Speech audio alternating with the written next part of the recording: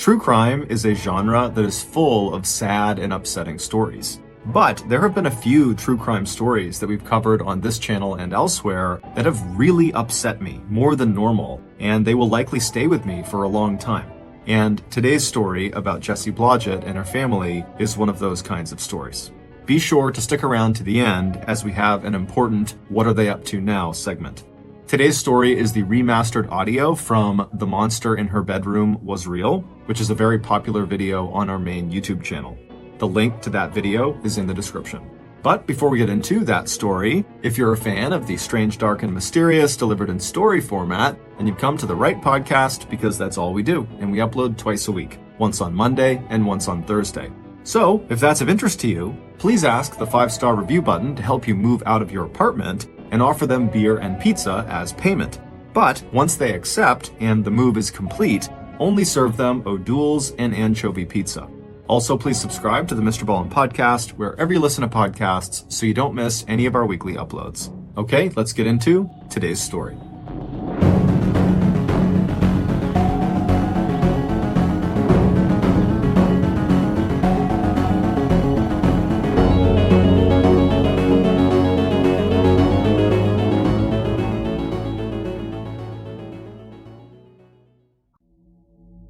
Located in the middle of America is a little town called Hartford, Wisconsin.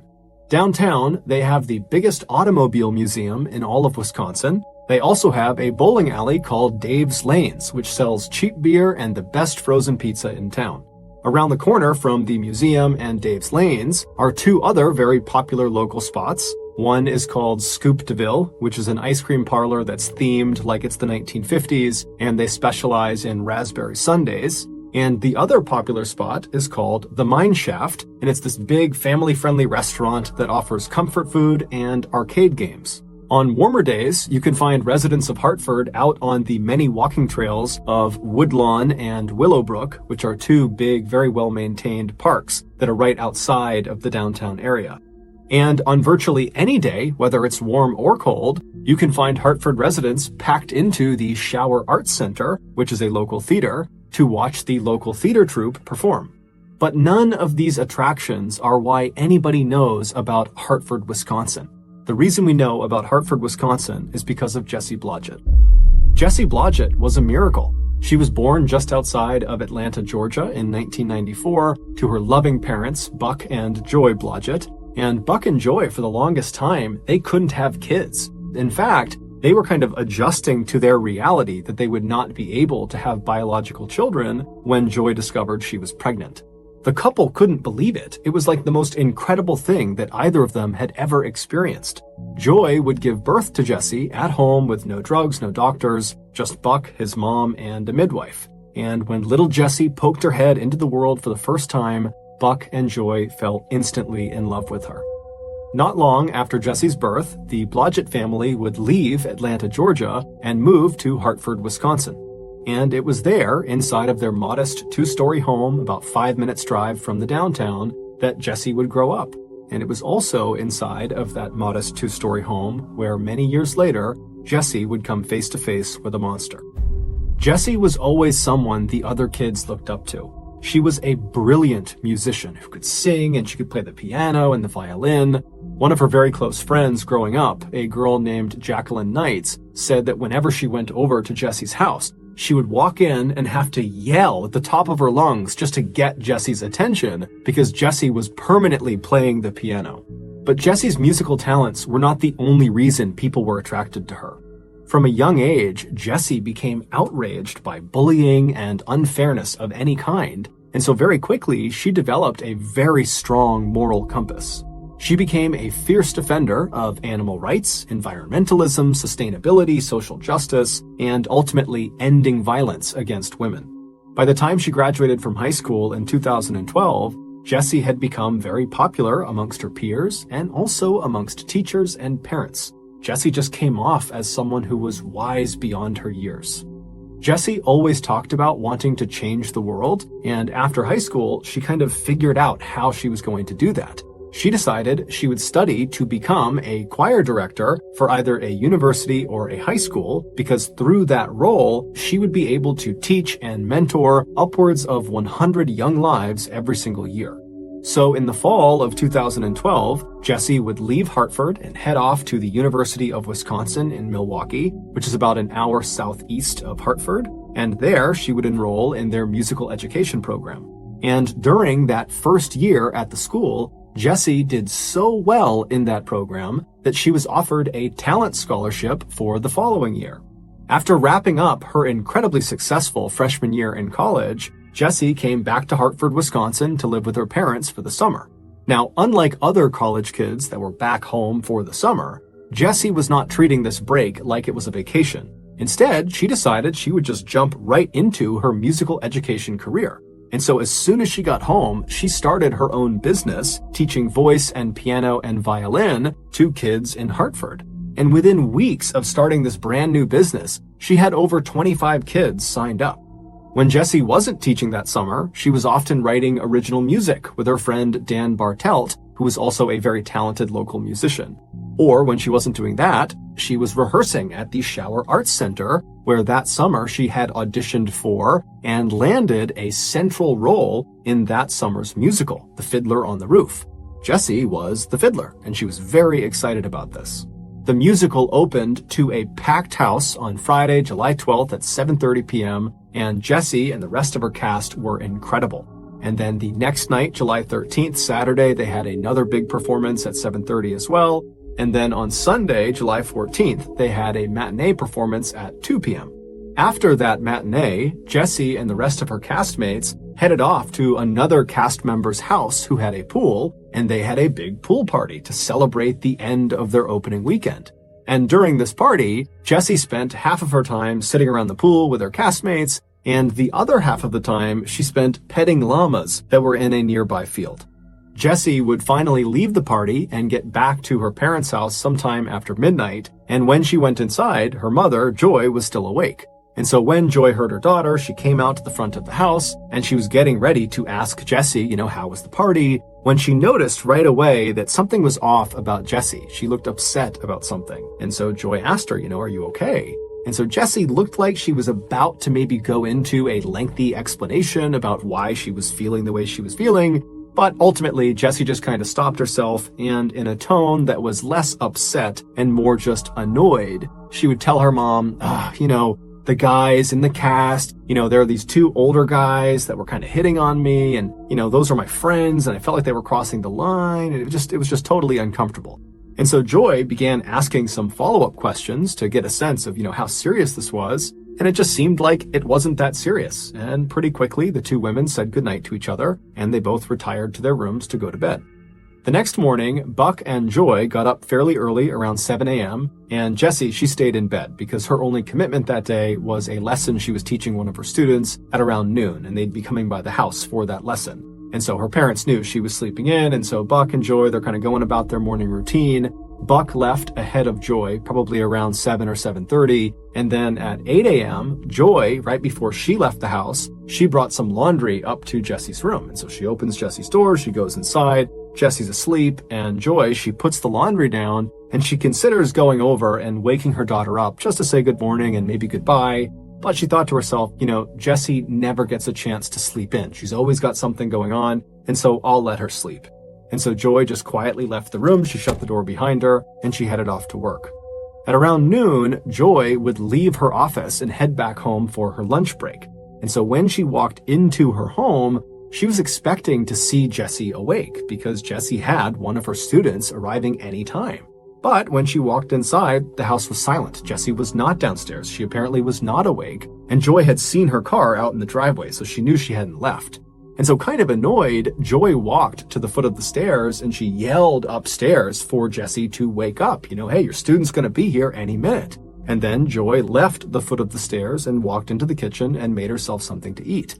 After a little while, as she's finishing making her lunch, Joy hears a knock on the front door. And now at this point, Joy is really annoyed because Jessie has still not made a sound. She has not come downstairs. And so Joy, she goes over to the front door, she opens it up, and sure enough, it's Jessie's student. She asks the student to come inside and wait for a minute. And then Joy hustles up the stairs. She goes right over to Jesse's bedroom. She opens the door up. Jesse's still in bed. And so Joy runs over to her to jostle her awake. But as soon as she is standing right above the bed, right over her daughter, and she has a clear look down at her daughter's face, she freezes. Moments later, she would call 911. Hartford 911, what's your emergency? My daughter is blue. I went to wake her up, and I just got home from lunch, and she won't wake up. She's Oh, my 19. God. Okay, hang on just a second. Okay. Okay, so is she breathing? I don't think so, no. Her pants are all wet, and she's got, it looks like strangulation marks. There are strangulation marks? That's what it looks like. I don't know what's going on, and I don't know what's going on. Joy would gently pull her daughter out of the bed and lay her down on the ground. She would put a pillow underneath her head, and then she would begin doing chest compressions to try to save her daughter's life. But it was already too late. When police and paramedics arrived moments later, they came into the bedroom and they quickly determined that Jessie was deceased.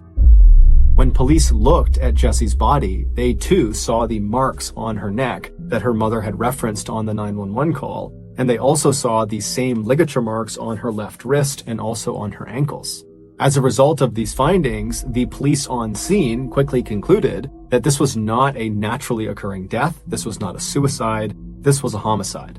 And so, as gently as they could, the police ushered Joy out of her daughter's bedroom and led her downstairs, because at this point, her daughter's bedroom was a crime scene, and they needed to keep it pristine so they could find evidence to figure out who did this.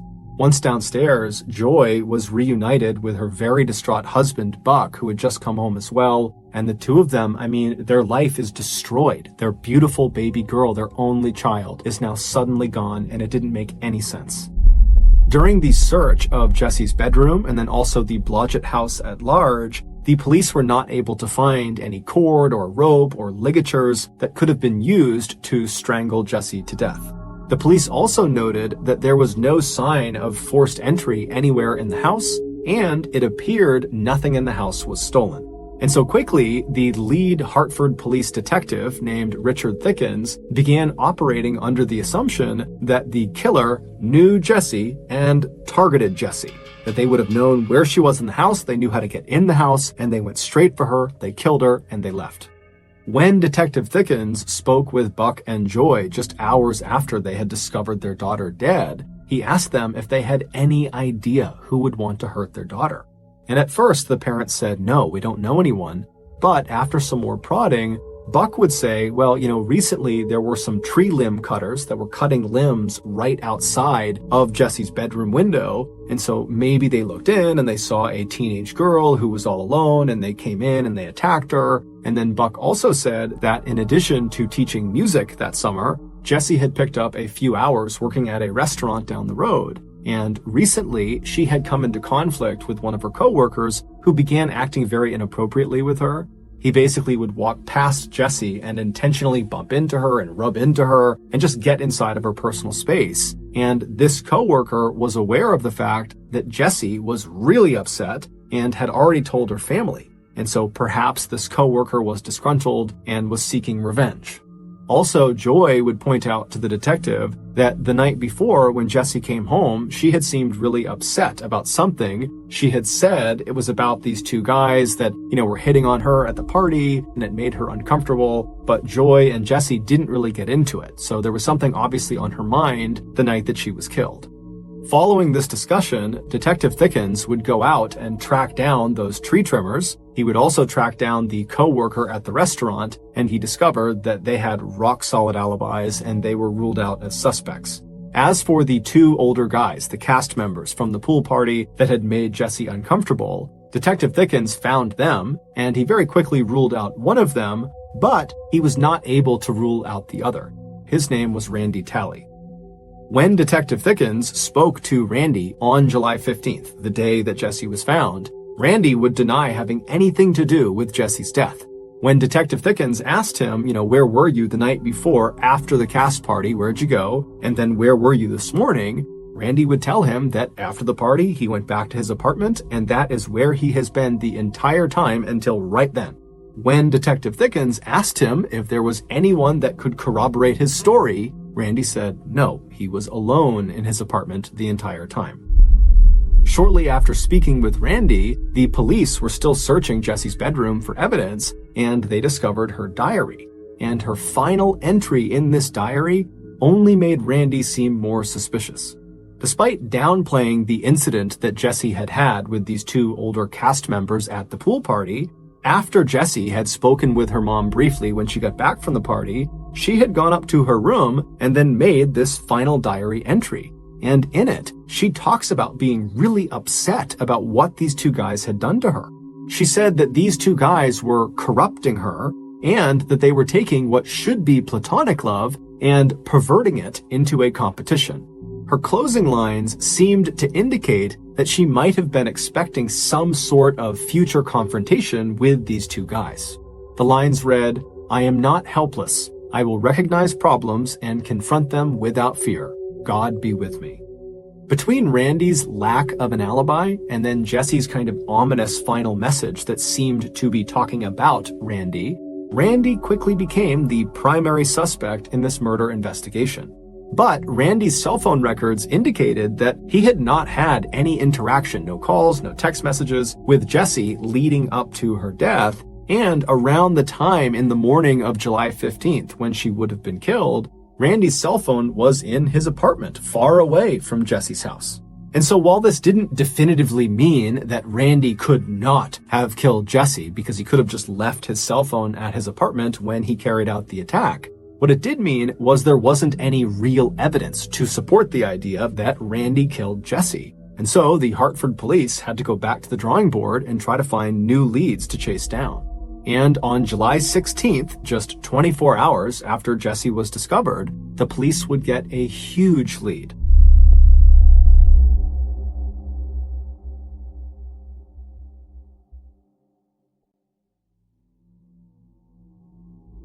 Three days before Jessie was killed, a young woman about the same age as Jessie, named Melissa Richards, decided to take her dog for a walk in a park in Richfield, Wisconsin, which is a small town about 10 miles southeast of Hartford. When Melissa pulled her car into the dirt parking lot that connected to the walking trail she intended to go on, she noticed there was only one other car parked in this lot. And it was immediately on her left, pointed nose away from the entrance. It was this blue minivan. And so as she's driving in, she looked over at it and she noticed the driver had their legs poking out of the driver's side window as if they were laying down across the front seats. And so this didn't really matter to Melissa, but she definitely took note of this person in this van. And so she drives past the blue van on her left. She drives all the way across to the other side of the dirt lot. She parks her car, she hops out, she gets her little dog Remy out of the car, and then she walks away from the parking lot and heads onto the walking trail into the woods. The trail that she was walking on was basically a big loop that ended at the entrance to the dirt parking lot. And so when she was done with her walk, she would be walking directly across the entire parking lot, which would mean she would be walking on foot past that blue minivan if it was still there when she was done. And so Melissa does a 30-minute loop. She gets all the way around and she reaches the entrance to the parking lot, and she sees the blue minivan is still parked where it was, except the driver no longer has their feet poking out of the window. Now she can't see if there's anybody in the van at all. And so Melissa, again, she's not really thinking about this. It's crossing her mind, but she's not on edge about this van. And so she lets go of the leash of Remy, and Remy starts running to the car, and Melissa pulls out her key fob and she opens up the trunk to the car. And so Remy runs over, he leaps into the car, and then Melissa just continues to walk across the lot towards her vehicle. And when Melissa walks just far enough that she is past the blue minivan, she turns to look at it and she sees the person who had been sticking their legs out of the window, the driver, is now sitting in the passenger seat of the blue minivan. The door is open and this person is sitting there staring at Melissa. And so Melissa, she makes quick eye contact with this person and immediately averts her gaze. She doesn't want to be rude, and she just keeps on walking towards her vehicle. But again, she's not worried about what's happening with this van. She's just aware of this person and this van. But after averting her gaze, she hears the sound of someone running towards her from behind. And so she whips her head around and she sees the same person who was sitting in the passenger seat, the driver of this van, has run up to her. And as soon as she turned around to face this person, they came to a complete stop and they were just staring directly at Melissa. They were only about 10 feet apart. And Melissa kind of reflexively said, "Oh, you scared me." And then Melissa just turned her back on this person and continued walking towards her vehicle. And after taking only a couple of steps, once again, she heard the sound of this person behind her start running towards her. And immediately she whips her head around again and again. This person comes to an abrupt stop as soon as Melissa's looking at them. Except now Melissa knows something's not right. And worst of all, she looks down and in this person's right hand by their hip is a knife. A split second later, this person charges Melissa. They tackle Melissa to the ground. Melissa smashes down onto her stomach and she's pinned on her stomach. And this person, they attempt to stab Melissa, but Melissa fights back like mad. She turns over and she grabs the blade of the knife and she wrestles it away from her attacker and she pulls the knife under her body and she puts it under all of her weight. And the attacker is so surprised that this has happened, they actually stop for a second before kind of reaching down and trying to yank the knife out from underneath Melissa, but Melissa is not letting it go. And so finally, the attacker just kind of sits up on her back and says, "Can I just go?" And Melissa says, "No." But at that exact moment, the attacker leapt up and started running back towards the blue minivan. And so Melissa, she's not waiting around to see what they're going to do. And so she jumps up. She's still got the knife in her hand. Her hands are completely ruined. Melissa runs to her car. She leaps inside. She throws the bloody knife onto the floorboard of the passenger seat. After making sure Remy is in the car with her, she shuts the back hatch, she locks the doors, and then she turns around and she sees her attacker in the van peeling out of the lot driving away. And so Melissa is relieved, but she also just wants to get the heck away from where she is right now. She's totally alone. And so she fires up her car and she drives to the hospital. After getting 15 stitches to repair the 3 very deep cuts in her hands, Melissa was transferred to a recovery room where a man named Joel Klossing, who was a detective with the Washington County Sheriff Department, he came into the room and he took down Melissa's statement. Now, Melissa was very shaken up about what had just happened. She had no idea who this person was, why they attacked her.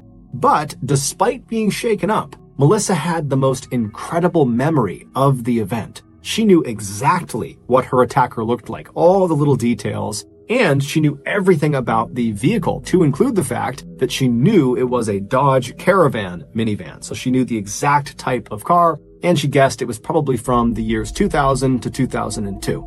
And so Melissa gives this incredible statement, and Detective Klossing, he goes back and he has a composite sketch made of the attacker. And then on this sheet that showed the attacker, there was a description of the vehicle and where it was located and some details of the case. And so Detective Klossing releases this sketch and the information to the media and he puts it around town. And he's expecting someone in town to know who this person is because the description is so good. And someone would come forward. On July 16th, so one day after Jesse had been killed, a deputy from the Washington County Sheriff Department, he came forward and said, "Hey, I saw your flyer and I read the description Melissa gave about the type of vehicle this person was using, and I have seen that vehicle parked in the exact same spot in that park. I was there a couple of weeks ago. I saw it there. There was something weird about it. The driver was acting strange. And so I actually ran the license plates to see if there was some outstanding warrants or something going on with this person. But after I ran the plates, nothing came up. And so I kind of just forgot about it. But now I've read this description and I'm pretty convinced it's the same exact vehicle. And so I can pull those plates that I ran and we can see who owned that vehicle and, maybe it's a match." And so the deputy, he pulls up the information that he had pulled from the license plates of the van he had seen a couple of weeks earlier. And when they looked at the owner of that minivan, there was just no way they matched the description that Melissa gave. It just could not be the same person. And so briefly, Detective Klossing and the deputy believed that, okay, it was just some big coincidence that a very similar blue minivan was parked in the exact same spot a couple of weeks apart.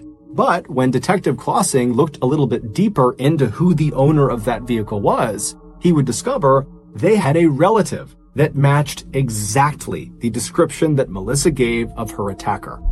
And so on the afternoon of July 16th, so one day after Jesse has been killed, Detective Clausing tracks down the phone number of the relative who looks exactly like the attacker, and he punches that number into his cell phone, and he put the phone to his ear.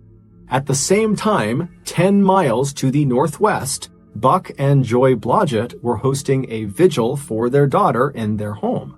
And so all of Jesse's very close friends and family, they were all there in the living room, and they were sitting around in a big circle, crying together, grieving together, and then also sharing their favorite memories of Jesse.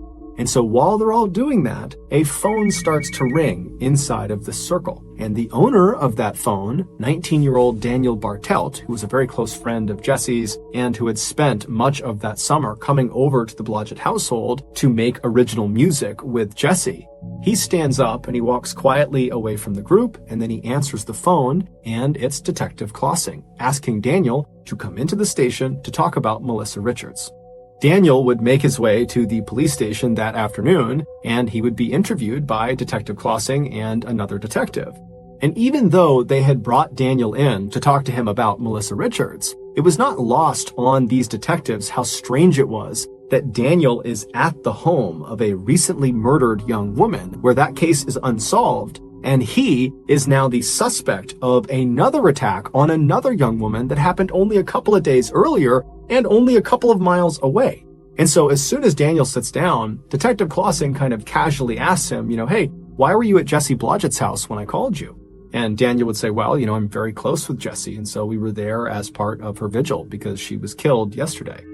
And so the detective kind of did gradually shift to Melissa Richards, which Daniel would say he had nothing to do with. But as they began asking him questions about Melissa, Detective Clausing and the other detective noticed that there were cuts on Daniel's hands. And so they kind of cut him off and they asked Daniel, how'd you get these cuts on your hands? And Daniel was very quick to say, well, I got them at work. A screw kind of jutted out and cut my hands. I move inventory around in a back room of an engineering company. That's my job. And, I just cut my hand at work. And so at that point, the police began really asking very pointed questions about exactly how he hurt his hands and what exactly did he do at his job. And at some point, when it just seemed like there was something off about his story about how he hurt himself, one of the detectives just says to Daniel, if I were to call your employer, this engineering company, would they say you, Daniel, are currently employed with them? And Daniel, he kind of paused for a minute and then said, no, I actually lost my job several weeks ago. And so now the detectives knew he had to be lying about how he cut his hand because he's just told them that he hurt it at work recently, but he wasn't employed recently. And so Detective Clausing kind of leans in and says, Daniel, so how'd you really hurt your hand? And so Daniel, he begins talking about how he cut it cooking. And Detective Clausing is like, Daniel, nobody would lie about cutting their hand cooking. So why don't you just tell us the truth? And amazingly, Daniel would. He would admit after some serious pressure that he hurt himself attacking Melissa Richards. He told detectives that after he lost his job a few weeks earlier, he didn't want his parents to know he had lost his job, and so he had just continued getting up early and leaving the house and coming back later in the day, kind of acting like he had been at work all day, when in reality all he was doing was driving around town and sometimes going to parks and just sitting in parking spots in parks. And so on July 12th, the day that Melissa was attacked, that's exactly what Daniel was doing. He was pretending to be at work by sitting in that parking space in that dirt lot in Richfield, and at some point, he saw Melissa, and he decided he just wanted to attack her. He told detectives that recently he had become overwhelmed in college, and so he had dropped out, and then he lost his job, and so combined, he was just feeling kind of scared of life. That's how he described it. And so he wanted somebody else to feel scared too, and so that was why he said he attacked Melissa. But despite admitting to this vicious, violent crime against Melissa Richards, Daniel, when asked if he had any connection to the Jesse Blodgett murder, he would say, absolutely not. I love Jesse. I would never hurt her. But when Detective Clausing reached out to Detective Thickens of the Hartford Police and told them you should look at Daniel as a potential suspect in your murder case, it would quickly come to light that Daniel was lying again. Daniel was raised in a good, loving family. He was extremely smart, straight-A student. He was an incredible musician, and he was really well respected by his peers and even by his teachers and other instructors. I mean, this was a kid who had everything going for him.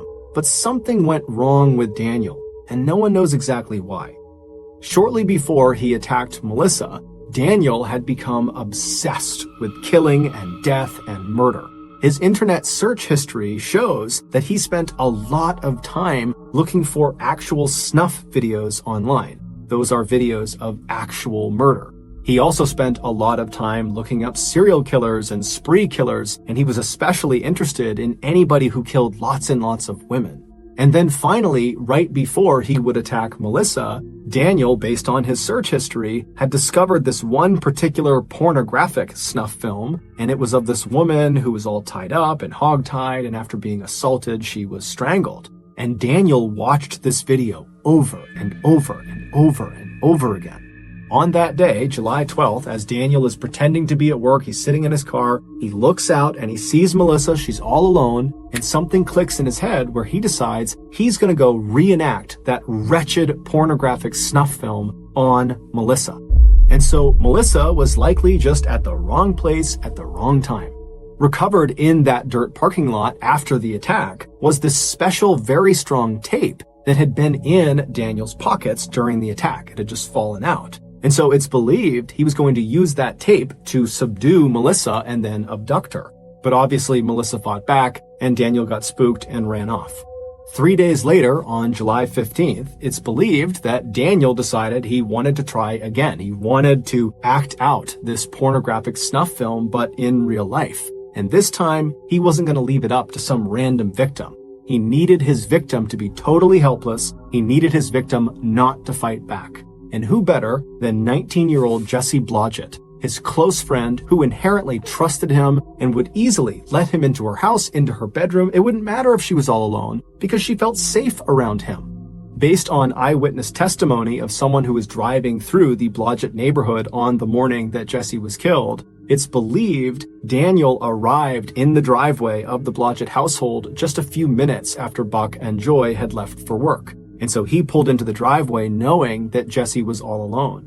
We don't know exactly what happened inside of that house. We don't know if Jessie came down and opened the door or if she was still upstairs sleeping. But Daniel, he entered the house, and when he went inside, he was prepared for what he was about to do. He literally had a bag full of supplies. Things like that special tape, there were ligatures, cords, ropes, there was alcohol wipes, zip ties, and so he makes his way upstairs to Jessie's bedroom, and then once he's in there, we don't know if Jessie was awake or sleeping at this time, but either way, Daniel jumped on top of her and immediately put a homemade ball gag into her mouth and then wrapped that special tape around her head to make sure the gag stayed in her mouth. And then once she couldn't make a sound, he bound her wrists and her ankles and he hogtied her, and then he viciously assaulted her, and then after he was done, he wrapped some cord around her neck and he strangled her to death.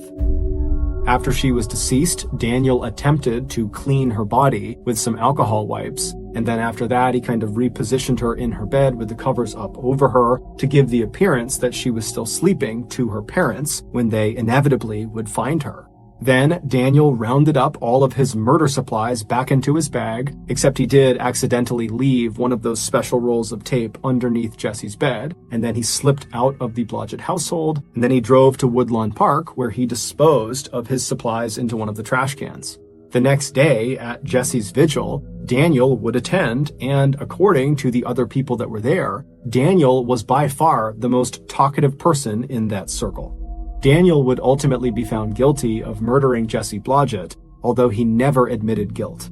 In fact, during the sentencing phase, Buck Blodgett would give this incredibly eloquent and heart-wrenching speech about what it was like to lose his only child. And toward the end of this speech, Buck turned to his right, so away from the judge who he had been addressing, and he looked directly at Daniel, and Daniel looked back at him, and Buck says, "Dan, I forgive you as I have every day since I found out it was you." And then a few moments later, Buck would also say to Dan, "Dan, not only do I forgive you, but I love you." But when Daniel got his turn to stand up and say something on his behalf, he turned to face Buck and Joy, and looking right at them, he would tell them that he's innocent. and that he doesn't have any answers for them because he didn't do it and his conscience is clear. Daniel was sentenced to life in prison without the possibility of parole, and as far as we know, he still denies having killed Jesse, despite the mountain of evidence against him. In the days following Jesse's death, Buck Blodgett walked into his daughter's bedroom, and he laid down on her bed, and looking straight up, he tried to hold his breath for as long as he possibly could. And as he began to struggle, he started to imagine what it was like for his poor daughter in her final moments as she's being murdered, and it just crushed him. He thought to himself, I wasn't there for my little girl when she needed me the most. But instead of just carrying that terrible burden around with him for the rest of his life, Buck and his family decided they had to do something to honor their daughter's memory and maybe even change the world, which was something that Jesse always talked about wanting to do. And so Buck would go on to start the Love is Greater Than Hate project, which is this incredible charity whose mission is designed to end male-on-female violence and to inspire love over hate. Buck's charity is a recipient of a MrBallen Foundation grant, and if you have been moved by the story in some way, I would highly encourage you to contribute to Buck's charity. You can find the link to their website below where you can donate.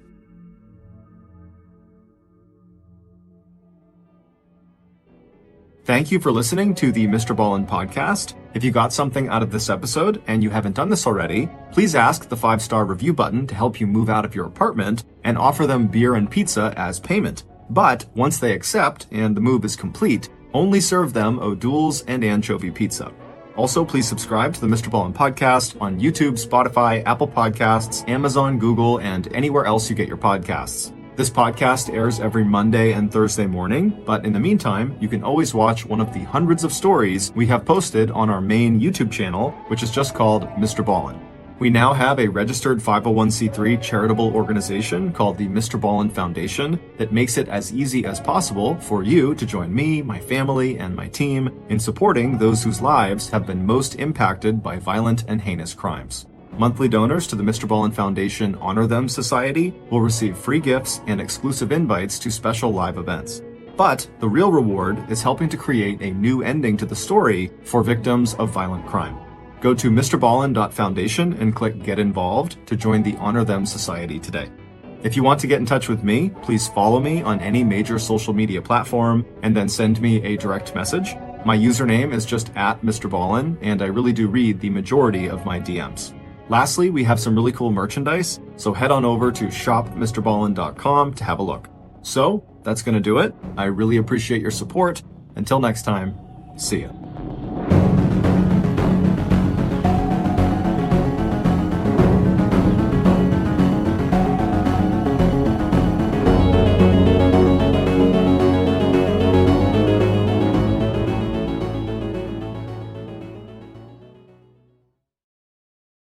In the early morning hours of Saturday, October 30th, 2004, a man walked out of his suburban Virginia home and started walking down his driveway to get the newspaper. This was one of the man's favorite times of the day, when just for a few minutes, it felt like he was the only person in the world who was outside. It was like everybody else was still sleeping.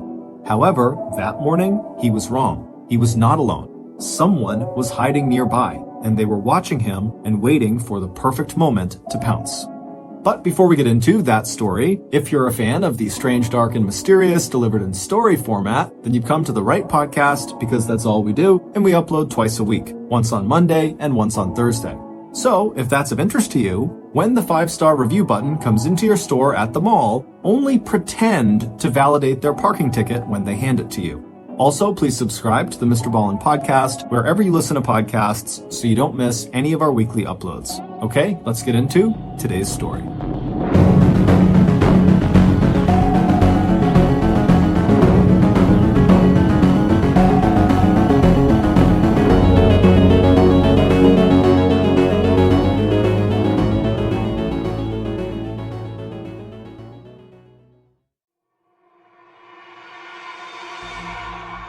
"52-year-old Fred Jablin watched with pride as his 3 children filed ahead of him into Temple Beth Ahaba's Friday evening service. The night, October 29th, 2004, was cloudy and cool, and in Richmond, the capital city of Virginia, the maples and oak trees were still decked out with red and gold fall foliage. Even in the twilight darkness, the autumn colors glowed around the synagogue, the oldest Jewish house of worship in the city of almost 200,000 residents. Just the sight of Beth Ahava and the graceful columns that fronted the stone and brick building always made Fred feel better, a little less anxious and a little less worried. And every time he walked past the familiar plaque outside the temple and read the words, quote, "What doth the Lord require of thee? Justice, mercy, humility," Fred reminded himself that those three qualities had already helped him get through the worst years of his life. And he believed now that those same three qualities, justice, mercy, humility, would help guide him and his son and two daughters into a happier future. As the Jablons took their usual seats and exchanged quiet greetings with friends and acquaintances, Fred did what he always did. He made a point of reflecting on just how important religion, community, friendship, and the support of his colleagues at work were to his life and his family. And the power of gratitude was just one of the very hard lessons Fred had learned during the last 5 years, when the cracks in his marriage of almost 2 decades had become too deep to patch up. As a well-known and highly regarded college professor who had been one of the early pioneers in the field of organizational communication, Fred had truly believed 5 years ago, back in 1999, that he and his ex-wife, Piper Roundtree, could work together to resolve their differences. But that was before he had found out about his wife's affair with a local doctor. And while that affair was the tipping point for Fred's decision to file for divorce the next year, in March of 2001, that affair had really just been the final betrayal in a series of events that still had the power to shock him, even now, 2 years after he and Piper had officially ended their marriage. As Fred settled into his seat and prepared for the Shabbat, the service that would celebrate God's creation of the world and mark the beginning of a 24-hour period of rest and reflection, he thought how close he had come to losing his job and to losing the trust and respect of his neighbors and coworkers. In the terrible lead-up to the divorce, Piper's behavior had become more and more erratic. The medications she was taking for depression and attention deficit disorder did not seem to be enough to stabilize her moods or decrease her sense of anxiety or discontent. But it wasn't until Piper began calling police and reporting that Fred was physically abusing her and accusing him of trying to drug her that Fred had finally understood just how broken their relationship really was.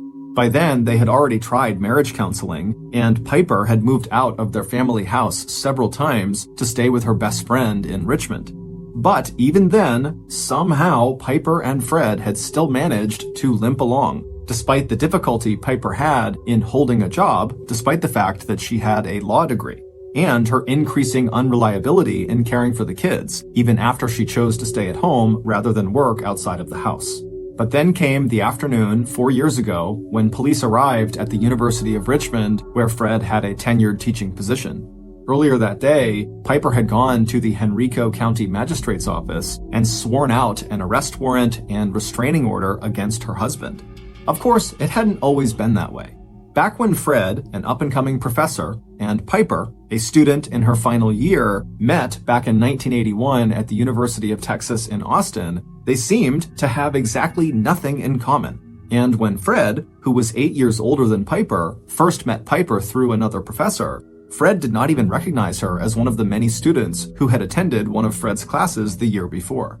While 21-year-old Piper was one of 5 children from an old Texas family that had lived in Harlingen, a small town just 30 miles north of the Mexico border, 29-year-old Fred was one of 2 brothers who were born and raised in a mostly Jewish working-class neighborhood just 20 miles east of New York City. While Piper was hands down beautiful, with her dark hair and dark eyes and petite but athletic build, Fred was thin and balding and completely average looking, except for the intelligent eyes and the playful grin that clued people in to his wry and entertaining sense of humor. And their outlook on the world turned out to be just as different as their appearances. Fred was a great believer in rational thinking, and where he viewed the world in terms of black and white and took great comfort in set routines, Piper was a free spirit who loved to paint and who would, over time, fill the couple's house with adopted and rescued animals, from birds to a pet ferret. But 2 years after their first meeting, Fred and Piper were married, and over the next 6 years, Piper would eventually get her law degree, cycle in and out of 2 jobs, and then give birth to their oldest child, their daughter Jocelyn. Their son Paxton would arrive 3 years later, and their youngest, Callie, would arrive 3 years after that. And for a long time, it seemed like Fred and Piper's differences actually brought out the best in each of them.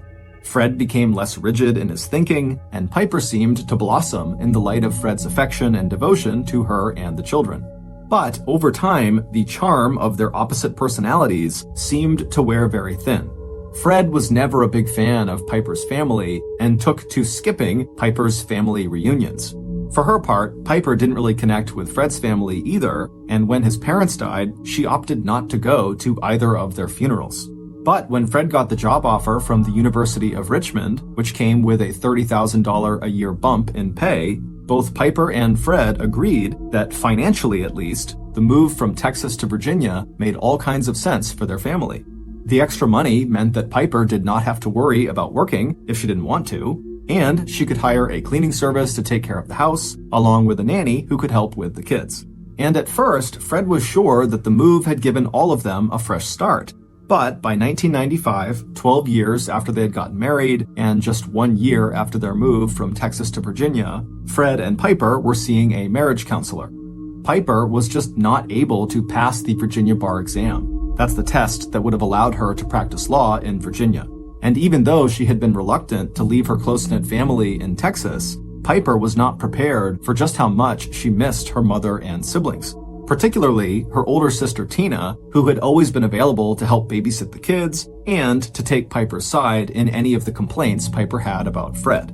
Prone to postpartum depression, the arrival of the Roundtree-Jablin's third baby a year after the move to Virginia seemed to send Piper into a tailspin. But even therapy, both marriage counseling and private therapy with a psychiatrist, did not stop Piper from racking up nearly $52,000 in credit card debt any more than it would reverse the couple's slide into divorce a few years later. But still, nothing in those rocky years could have prepared Fred for that afternoon when Piper had orchestrated his arrest on that charge of domestic violence. Even now, sitting inside the place of worship he had returned to after the divorce, Fred could feel the shame and stunned surprise he felt as he left his office under police escort, hearing the whispers of students and seeing the shock on the faces of his colleagues. But maybe that was exactly what Fred had needed in order to accept that he and his children were probably better off without Piper. So, immediately after being released from the police station that day, Fred had obeyed the terms of the restraining order and kept his distance from Piper by moving into a motel not far from Richmond University, but he also wasted no time in hiring an attorney, and 1 month later, Fred appeared in juvenile court and argued successfully that the Roundtree-Jablin children were not safe with Piper.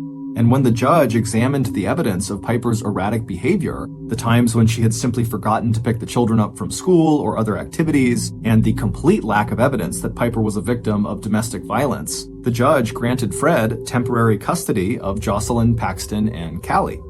Until that moment, Fred had believed that the love he and Piper shared for their 3 kids might be enough of a foundation for them to have a civil divorce. Instead, the children became the battlefield for a bitter custody fight.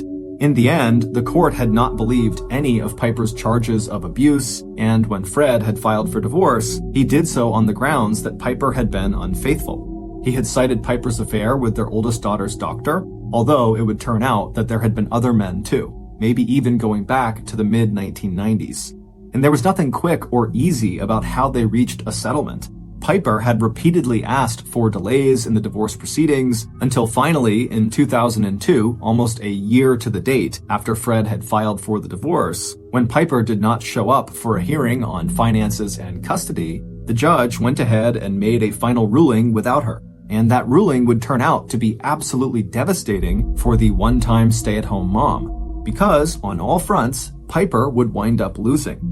According to that judgment, Fred, whose money had been used to purchase their house in Texas and their house in Virginia, and whose retirement account was much larger than Piper's, would get nearly all the couple's property and liquid assets. But it was the judgment on custody that would completely sever the bond between the parents. because when Fred would eventually press for full legal and physical custody, the court sided with him. That meant that Piper would need to go through Fred to make any and all arrangements to visit their 3 kids. And as far as support payments went, citing Piper's potential as an attorney to out-earn Fred's own salary as a professor, the court also agreed that Fred no longer needed to pay Piper support money, and that going forward, it was Piper who would need to get a job and pay Fred $890 in child support every month. Fred had had no illusions that Piper would actually make those payments, at least not on a monthly basis. And he was right. Piper had tried twice to declare bankruptcy as a way of setting aside the whole divorce decree until a federal bankruptcy court actually prevented her from filing a 3rd time. But Piper's new financial obligations did mean that in order to practice law, she would need to move 1,200 miles away back to Texas, where she had passed that state's bar exam and could practice law. But even though Piper had been the loser in the battle over custody, she had found ways to strike back at Fred. And when it came to revenge, Piper had a lot of help from her sister Tina. And just thinking of Tina made Fred's body tense. Immediately following the court ruling on child support and custody, Tina had written a 43-page so-called psychological profile of Fred. A nurse practitioner who ran her own women's healthcare clinic, Tina was not a licensed mental health professional. But that did not stop her from attacking every aspect of Fred's character, personality, and temperament. In the report, Tina accused Fred of physical and sexual assault, drug abuse, and various personality disorders. She also warned parents that any child or minor that Fred had contact with was at risk of being psychologically abused. Describing the report as a, quote, court document, so it sounded very official, Piper then emailed her sister's denunciation of Fred to his coworkers and university administration, as well as to members of the Parent-Teachers Association at the schools the children all went to, and to the leaders of the scout clubs the kids attended, and to the list of friends and acquaintances Fred and Piper had once shared. During that especially dark period, when the divorce and the pain was so raw that Fred questioned if life could ever seem normal again, he had wondered who hated him more, his ex-wife Piper or his ex-sister-in-law Tina. Just the thought of that question made Fred doubly relieved that he had changed his will just this last year so that in the event of his death, custody of his kids, along with the control over the financial assets his kids would inherit, would go to his brother, Michael, who lived with his wife and their 2 kids in Northern Virginia. Fred had also installed a home security system just in case. He'd never forgotten the time when Piper had taken their youngest child and disappeared without telling Fred, only to turn up in Texas at her sister Tina's with a story of how Fred had started trying to drug Piper. In fact, it had been the other way around. After Fred and Piper split, Fred had learned from a neighbor that Piper had confessed to spiking Fred's morning coffee with the antidepressant Prozac. Fred was suddenly brought back to the present by a gentle nudge from his 15-year-old daughter, Jocelyn. And he realized with a start that he had spent the last several minutes just going through the motions of the Friday evening service. He thought again of the plaque outside the temple, that what the Lord asked of him was justice, mercy, and humility. Fred was self-aware enough to know that when he and Piper divorced 2 years ago, he was thinking more of justice than he was of mercy or humility. But now, 2 years after the divorce agreement was signed, it seemed like both he and Piper had reached a much better place, both as a divorced couple and as individuals. It had taken Fred a while, but he had grown into his all-consuming role as single dad, and all 3 kids were doing exceptionally well. He loved taking the kids to their after-school and summer activities. They had become close to their uncle, Fred's brother Michael, and just 5 months earlier, Fred had ventured out into the dating world and had begun a promising relationship with another single parent, a down-to-earth woman named Charlene. As for Piper, she had begun dating soon after returning to Texas, where she now lived in Houston, very close to her sister Tina. Piper had her own small law practice, but made most of her income doing research into land titles. It was steady work that did not require a law degree, and it paid well enough that she had been able to afford a house of her own, a new black Liberty Jeep, and a lifestyle that seemed comfortable and secure. Even though Piper was often behind on child support, Fred was accommodating about any plans Piper could make to see their kids. In fact, just a few weeks earlier, Piper had come east and taken all 3 kids on a long weekend camping trip in one of Virginia's beautiful national forests. And even though her in-person visits with the kids were not as long or as many as Piper wanted, it wasn't unusual for her to call the kids more than once a day. Maybe, Fred thought as he gave Jocelyn a nudge back to show her he was paying attention again, maybe he and Piper both were ready to practice mercy and humility. Back at the Jablin house on Hearthglow Lane, Fred pulled into the driveway of the detached 2-car garage. A moment later, the children piled out of the Ford Explorer and made their way inside the handsome brick and wood 2-story house set on a slight rise and surrounded by stately trees. Halloween had always been Fred's favorite holiday, and he and the kids had bagged up most of the fallen leaves and stuffed them into leaf bags that were the shape and color of carved orange pumpkins. Throughout the quiet and affluent subdivision, with its neat green and white welcome sign that read Kingsley, homemade scarecrows and ghosts made out of white sheets watched over the comfortable homes, all set back from the road, some with living rooms and kitchen lights shining through the windows. Once inside 1515 Hearthglow Lane, Fred wasted no time shepherding the 3 children off to bed. It was around 10 p.m. when he had said his final goodnight and headed back downstairs to clean up and give Charlene a call before heading to bed himself. By the time Fred had switched off his bedside light and settled down to sleep, the painful memories of the past had been replaced with a sense of pleasant anticipation for the weekend ahead. Tomorrow was Saturday, and while the children slept in, Fred would enjoy his coffee and newspaper, and after that, all 4 of them would have a busy day, going to the annual neighborhood pumpkin festival, spending time together and with friends, and putting the finishing touches on their costumes. And on Sunday, they would all enjoy the kind of safe scares that came with going door to door trick-or-treating. At 6:37 a.m. the next morning, Fred Jablin's next-door neighbors awoke from a deep sleep to the sudden sound of 3 gunshots.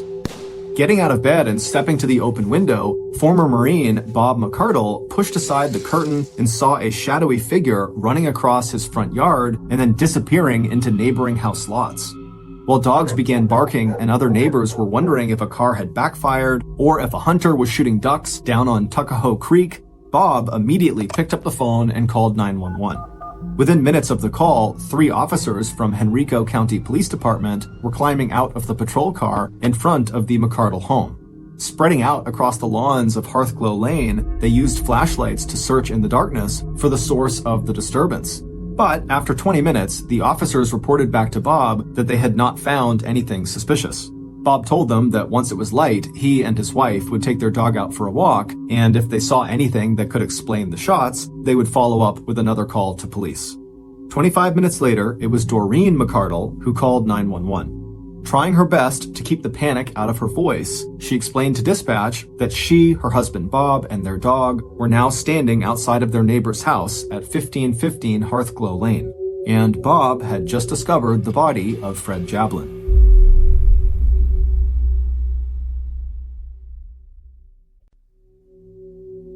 The single dad and prominent Richmond University professor was lying in his driveway alongside the family car, his body stretched out on a thin carpet of blood-soaked leaves.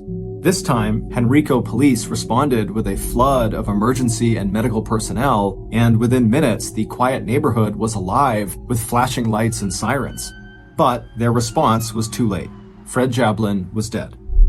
Even as officers strung yellow crime scene tape around the half-acre lot of the Jablin home, a SWAT team had entered the house to make sure the murderer was not inside, and if necessary to rescue the 3 sleeping children. But the house was empty except for Fred's kids. As Jocelyn was escorted out the back door so she would not see her father's body lying in the driveway, the 15-year-old turned to the police officer at her side, and she asked him to please make sure her brother, sister, and father got out. By 8:30 a.m. that Saturday morning, Henrico County homicide investigator Kobe Kelly had arrived on the scene and pushed the investigation into high gear. A 4-year veteran of the police force, the 6-foot 2-inch-tall detective was just 32 years old, but he had a well-deserved reputation for professionalism and for getting results.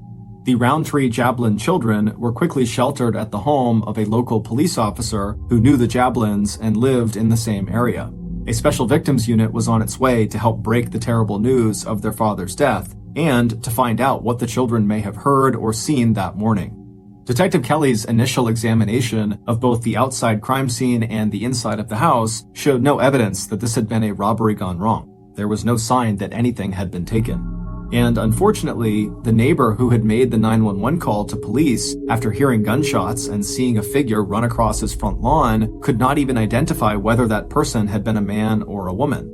Hopefully, the crime scene techs, who were already there collecting any physical evidence and dusting for fingerprints, would be able to provide more information. But at first glance, it looked to Kelly like this had been a premeditated crime, planned by someone who must have known Fred Jablin's morning routine well enough to be lying in wait for him when he stepped outside in the dark that morning to pick up the newspaper that had been tossed onto his driveway. But even before Kelly heard back from the officers he'd sent out to knock on doors and collect information and search for the murder weapon, Kelly knew that there would be plenty of suspects in this case. The victim had been a high-profile college professor with a reputation for working closely with students, any one of whom might have harbored a grudge related to perhaps a failed thesis or maybe a bad grade. With that in mind, Detective Kelly also sent a team out to the University of Richmond, 6 miles east, to treat Fred's personal office as a crime scene and to interview faculty and students. The detective also started the process of obtaining search warrants, putting in a subpoena for any relevant phone records. But even as the investigator watched a crime scene tech carefully bag a copper-jacketed hollow-point bullet they'd found to the right of the body, Detective Kelly already had the name of the person he was most interested in talking to. In any homicide investigation, the most likely suspects are those with the closest and most intense relationships to the victim. And even though Fred Jablin's ex-wife, Piper Roundtree, lived 1,200 miles to the west in Houston, Texas, she was still number one on Detective Kelly's suspect list, especially when he heard from the first officers on the scene that Fred and Piper had gone through a very messy divorce just 2 years earlier, and that custody of the 3 kids was still an ongoing issue. By 10 a.m. that morning, the oldest of the Roundtree-Jablin children had told police that she had heard a gunshot early that morning but had gone back to sleep. The younger 2 kids both told police that they had each had separate phone conversations with their mom the afternoon and evening before. She told them she was calling from Galveston, Texas, where she was researching a land title. She'd also told 12-year-old Paxton about a raccoon that was living under the porch of her house. Knowing that the first 48 hours of any investigation are often the most crucial, Detective Kelly was determined to check out every possible lead. And even though Piper had told her children she had called last night from Texas, Detective Kelly still ordered investigators to check for any passengers named Piper Roundtree who may have flown into Richmond from Houston, Texas over the last several days. By 2:30 p.m., Michael Jablin had been informed of his brother's death, and he and his wife were in their car traveling south to Richmond. And by 3:30 p.m., just 8 hours after the McCardles had discovered Fred's body and made their second 911 call, Detective Kelly had already caught a major break in the investigation. His investigators had in fact discovered that a passenger by the name of Roundtree had flown out of Virginia's Norfolk Airport just 3 hours earlier on a Southwest Airlines flight that was due to arrive back in Houston's Hobby Airport at 4:30 Houston time, which meant 5:30 Virginia time. But there was one problem. The passenger's first name was not Piper. Instead, it was a name Detective Kelly had not yet heard: Tina. Detective Kelly had already found a good picture of Piper Roundtree in one of her children's bedrooms, and the driver's license picture on file for the plane ticket his investigators had discovered was definitely a different person. Instead of dark brown hair, Tina Roundtree had shoulder-length blonde hair. Glancing at his watch and seeing he had 2 hours before the plane carrying Tina Roundtree was due to arrive at Hobby Airport in Houston, Detective Kelly rolled into action. Contacting police in Houston, he sent them pictures of both Piper and Tina Roundtree and asked them if they would go to Hobby Airport in time to locate a passenger getting off that Southwest Airlines flight who looked like either of the 2 women. But it would turn out that Detective Kelly was now in for a series of disappointments. Whoever that passenger named Tina Roundtree was, she had managed to disembark, collect her checked bags, and apparently leave the airport in Houston without being intercepted or recognized by Houston police. And when Officer Kelly finally reached Piper Roundtree by phone in Houston that night at 9 p.m., 14 hours after Fred had been declared dead, it would turn out that Piper Roundtree would have a rock-solid alibi for the time of the murder. And after being informed by a friend in Richmond about Fred's murder that morning, the only thing Piper wanted to talk about now was where her children were, who was taking care of them, and how they were coping with this devastating news. By now, Detective Kelly had also been filled in on the identity of Tina Roundtree, Piper's older sister, who also lived in Houston. Realizing that he would need to conduct this investigation in 2 different states, Detective Kelly and his partner headed to Houston to interview the Roundtree sisters.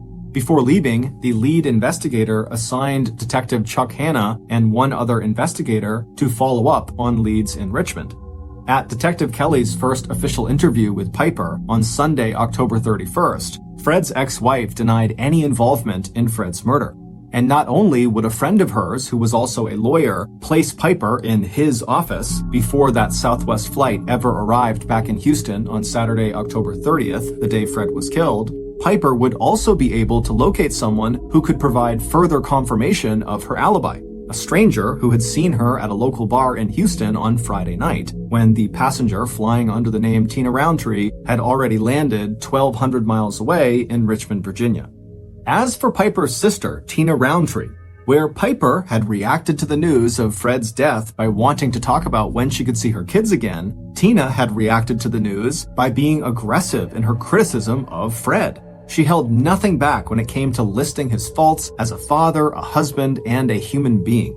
But even though the hatred Tina expressed was strong enough to constitute a possible motive for Fred's murder, Tina, who had been seen at her health clinic over the weekend, also had an alibi for the Friday night before Fred's murder and the Saturday morning when he was found dead by his neighbors. And both sisters pointed to alternative suspects that were much closer to 1515 Hearthglow Lane than Texas was. First on that list was Michael Jablin, the brother who stood to gain control of Fred's financial assets. And what about Fred's latest love interest? Had police interviewed Charlene yet? And finally, without providing any names, Piper also hinted darkly at enemies Fred had within the University of Richmond. And when Virginia investigators dug deeper into the money trail behind the passenger tickets belonging to the still unidentified person who traveled under the name Tina Roundtree, the case only got more confusing. The airplane tickets had been purchased by Piper's former boyfriend on a credit card he said he hadn't used in weeks and had assumed was lost. And when investigators in Richmond found a reservation under the name Tina Roundtree at a motel in Richmond for the night before Fred's murder, the name of the person who actually checked into that room showed up in the motel records as Geraldine Smith. And drifting in the background behind the Roundtree sisters, there was Tina's on-again, off-again boyfriend who had recently taken Piper off to a shooting range for some target practice. Meanwhile, both Piper and her sister Tina started ducking out on any more interviews with law enforcement. Instead, the two sisters checked into the expensive and stylish Houstonian Hotel in central Houston. The only thing Piper seemed to care about now was arranging a court hearing in Virginia to get custody of her 3 kids. And Tina, who had appointed herself as Piper's guardian and champion, was there to support Piper and keep the press and police at bay. So despite a promising start, 3 days after the Virginia police had arrived in Houston, Texas, progress into Fred Jablin's murder came to a stuttering halt. And even though detectives in Richmond had turned up some promising evidence, what police needed was someone who could positively identify the airline passenger who went by the name Tina Roundtree and then place that person in Richmond at the time of Fred's murder. And on Wednesday, November 3rd, 5 days after Fred Jablin was killed, police finally got the tip they needed to break the case. Based on an interview with a Southwest Airlines ticketing agent and the deconstruction of hundreds of cell phone calls placed during the days before and after Fred Jablin's death, here is a reconstruction of what happened outside of 1515 Hearthglow Lane on the morning of Saturday, October 30th, 2004. Anyone who knew Frederick Mark Jablin also knew he was a man who enjoyed his routines, especially after all the disruptions of the last 2 years. He found new meaning in simple pleasures, like getting up at the same time every morning, retrieving his newspaper from the side driveway, then enjoying a freshly brewed pot of coffee in his quiet kitchen.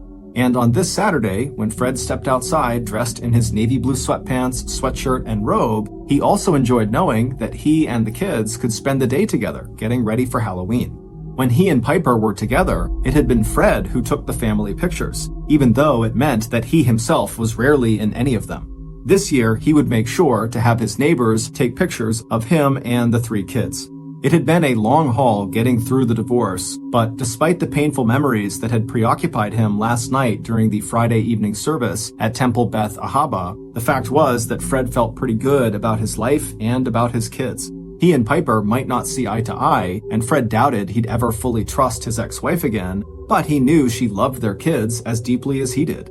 As Fred headed slowly for the driveway, he could see the tall trees that ringed the big backyard and feel the chill air on his face and ankles. This time tomorrow, daylight savings time would come to an end and clocks would have been set back an hour. Instead of darkness, he'd be watching the sun rise.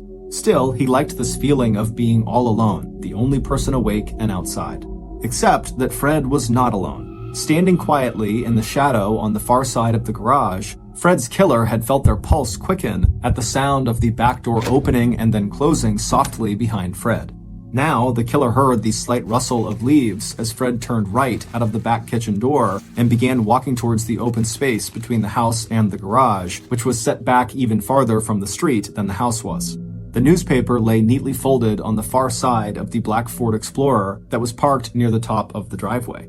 The killer knew Fred would walk between the garage doors and around the front bumper of the vehicle to retrieve the paper. And when Fred did exactly that, the killer would be ready. Now adjusting their blue latex gloves, the killer took a slow, deliberate breath. The killer assumed the children were asleep in the house, but even if they were awake, or if they woke up, and even came down the stairs or looked out the bedroom windows, they wouldn't see anything. The killer would be gone, and Fred's body would be hidden from view by the big black car in the driveway. A moment later, the sound of rustling leaves gave way to the sound of slippers on pavement. But as Fred rounded the front bumper of his Ford Explorer, the garage doors on his left and the children's basketball hoop on the other side of the driveway facing him, he paused for a second before making another quarter turn to his right to scan the ground for the folded newspaper. At that moment, Fred's killer stepped out of their hiding place on the far side of the garage. This shot would not be fired at point-blank range, or even close enough to leave any gunpowder residue on Fred's sweatshirt or robe, but the killer would still hit their target. A moment later, as Fred straightened and began to turn back towards whatever he had just seen out of the corner of his eye, his killer pulled the trigger of the .38 caliber revolver loaded with its copper-jacketed hollow-point bullets. And as the sound of the shots died away, the killer watched as Fred crumpled to the ground. Reaching the pavement, Fred's body rolled so he lay face down but still partly on his side, his glasses landing a foot or so away from his face, his knees drawn up slightly towards his chest. Although neighbors would report hearing 3 gunshots, only 2 bullets hit their mark. The second shot entered the soft tissue of Fred's right arm back to front, the bullet traveling downward and missing any vital tissue. That was the bullet that would be recovered at the crime scene in just a few hours. It was the first shot that proved fatal. That type of bullet, designed to mushroom out upon impact so it did maximum internal damage, had entered from the back, striking Fred in the lower right side before ripping upward through his spleen, kidney, liver, diaphragm, and aorta, the main artery carrying blood away from the heart. By the time the first dogs in the neighborhood had started to bark, the killer was running across the neighbor's front lawn towards the darker shade of the trees that bordered each house lot. The medical examiner, who would later perform the autopsy on Fred's body, could not rule out the possibility that if Fred had been found immediately after that first 911 call at around 6:37 a.m., he might have survived his injuries. Still, the first medics on the scene an hour later had done everything they could. Despite not finding a pulse, they still turned Fred onto his back and cut away his shirt to inject heart-stimulating drugs and to perform CPR, but they were too late. Sometime between that first 911 call and the second 911 call more than an hour later, Fred had died of organ failure and massive internal bleeding. By the time police had covered Fred's body with a white sheet and escorted his terrified children out of the house, Fred's killer was already on the road, making the 2-hour drive south to Virginia's Norfolk International Airport. After returning their rented maroon minivan, Fred's killer made their way to the ticketing agent at Southwest Airlines. At 8:29 a.m., 2 hours after murdering Fred, the killer booked a flight first to Baltimore, 200 miles north, and then on from Baltimore to Houston, Texas. As Piper Roundtree handed the Southwest Airline ticketing agent her sister Tina's ID and the ticket Piper had bought using the credit card that she'd taken from her boyfriend, Jerry Walters, she made a quick adjustment to the blonde wig she was wearing over her dark brown hair, and she also made sure her sunglasses completely covered her brown eyes. A few minutes later, when Piper sat down in the waiting area until it was time to board her 12:30 a.m. flight back to Houston, she pulled out her cell phone and scrolled through the long list of calls she had made since arriving in Richmond 2 days earlier, on Thursday, October 28th. She was smart to have asked the receptionist at the motel in Richmond to change her name in the register from Tina Roundtree to Geraldine Smith, just one more way to throw police off her trail. And when the police did come to question her, she could honestly tell them that things with Fred were so much better now than they had been 2 years ago.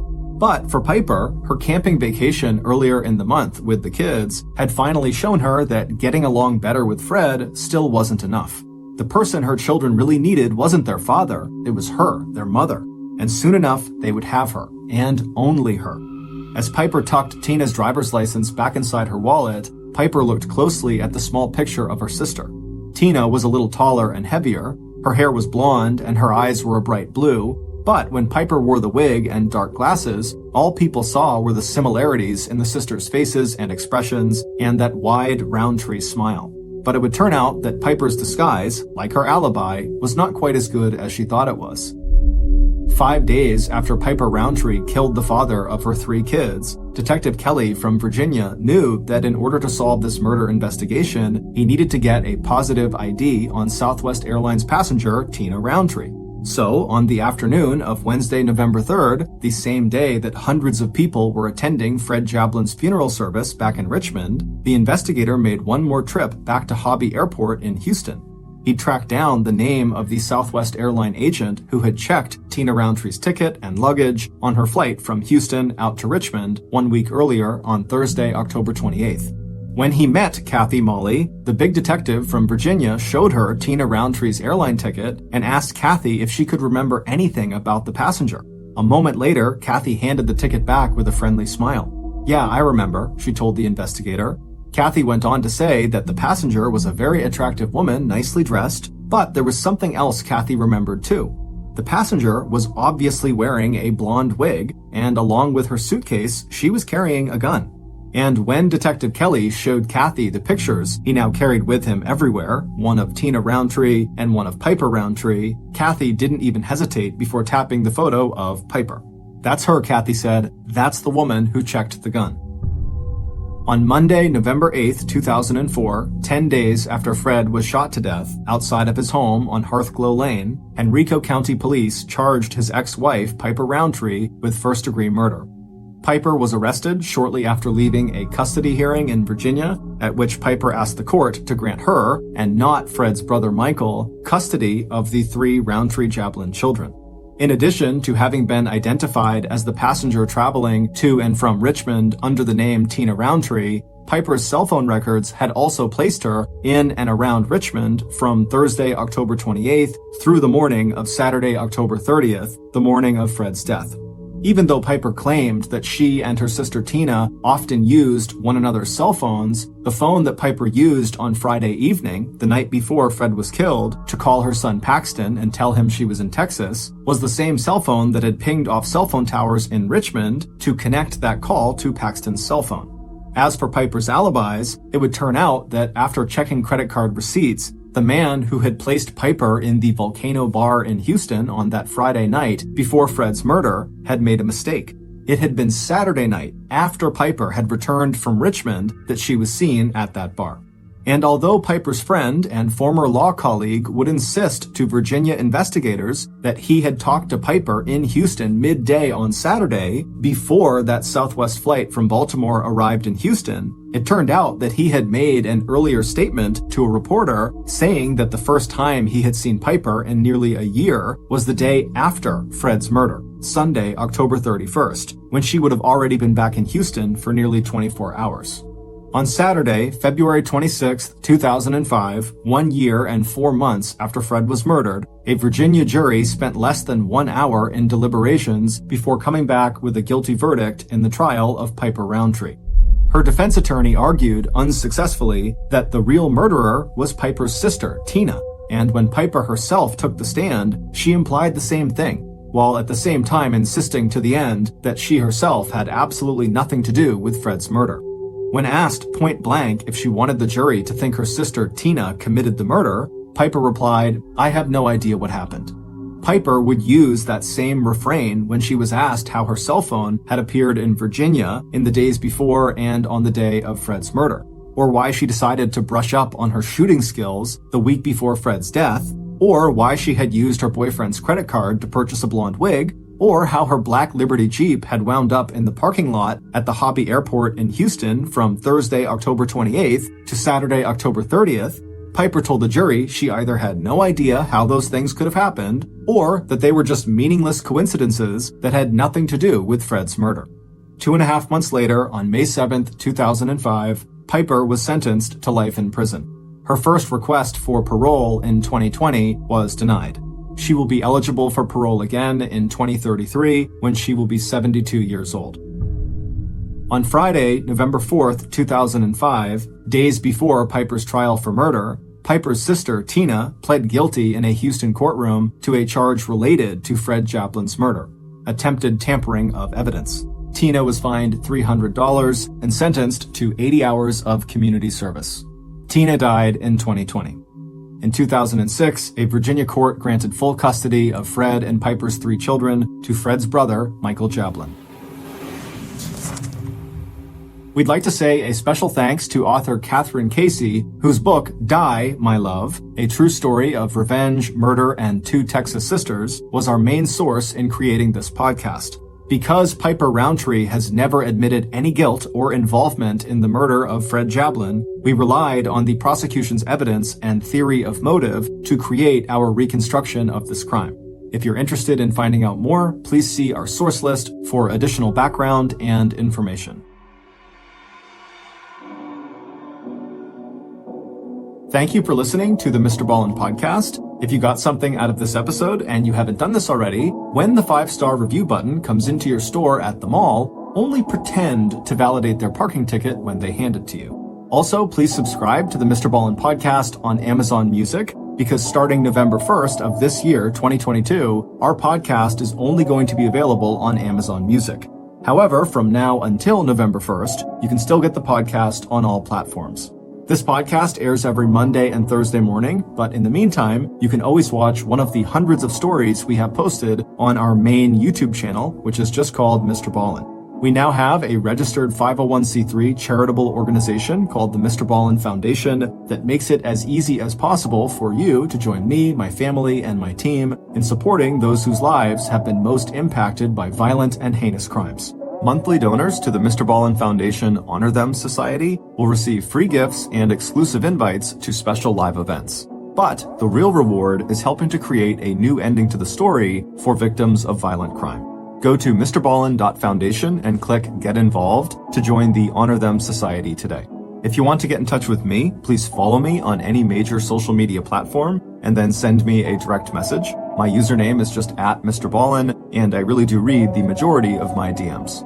Lastly, we have some really cool merchandise, so head on over to shopmrballen.com to have a look.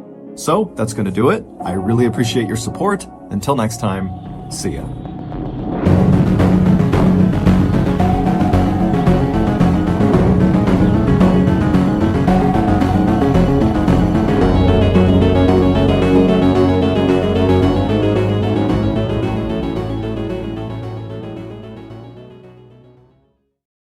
Of the hundreds of strange, dark, and mysterious stories I've covered over the past couple of years, today's story easily ranks in the top 5 for most distressing. The reason it is so distressing is because of the ending scene. You will know when you get to the ending scene. It takes up the last several minutes, and it's just unbelievably difficult to listen to.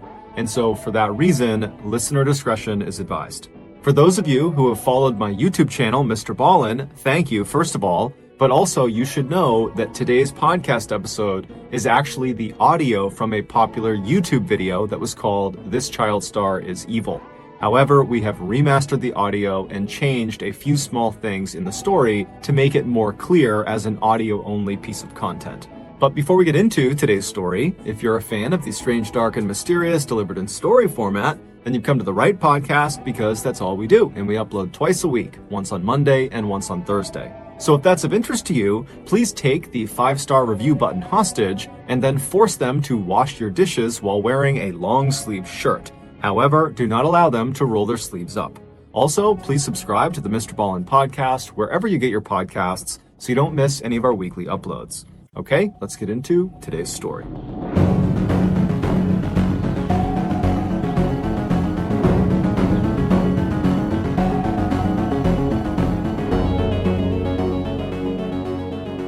In 1986, Tom Hawks was a 39-year-old father of 2 teenage boys. He had previously been married to his boys' mother, but they had ultimately gotten a divorce.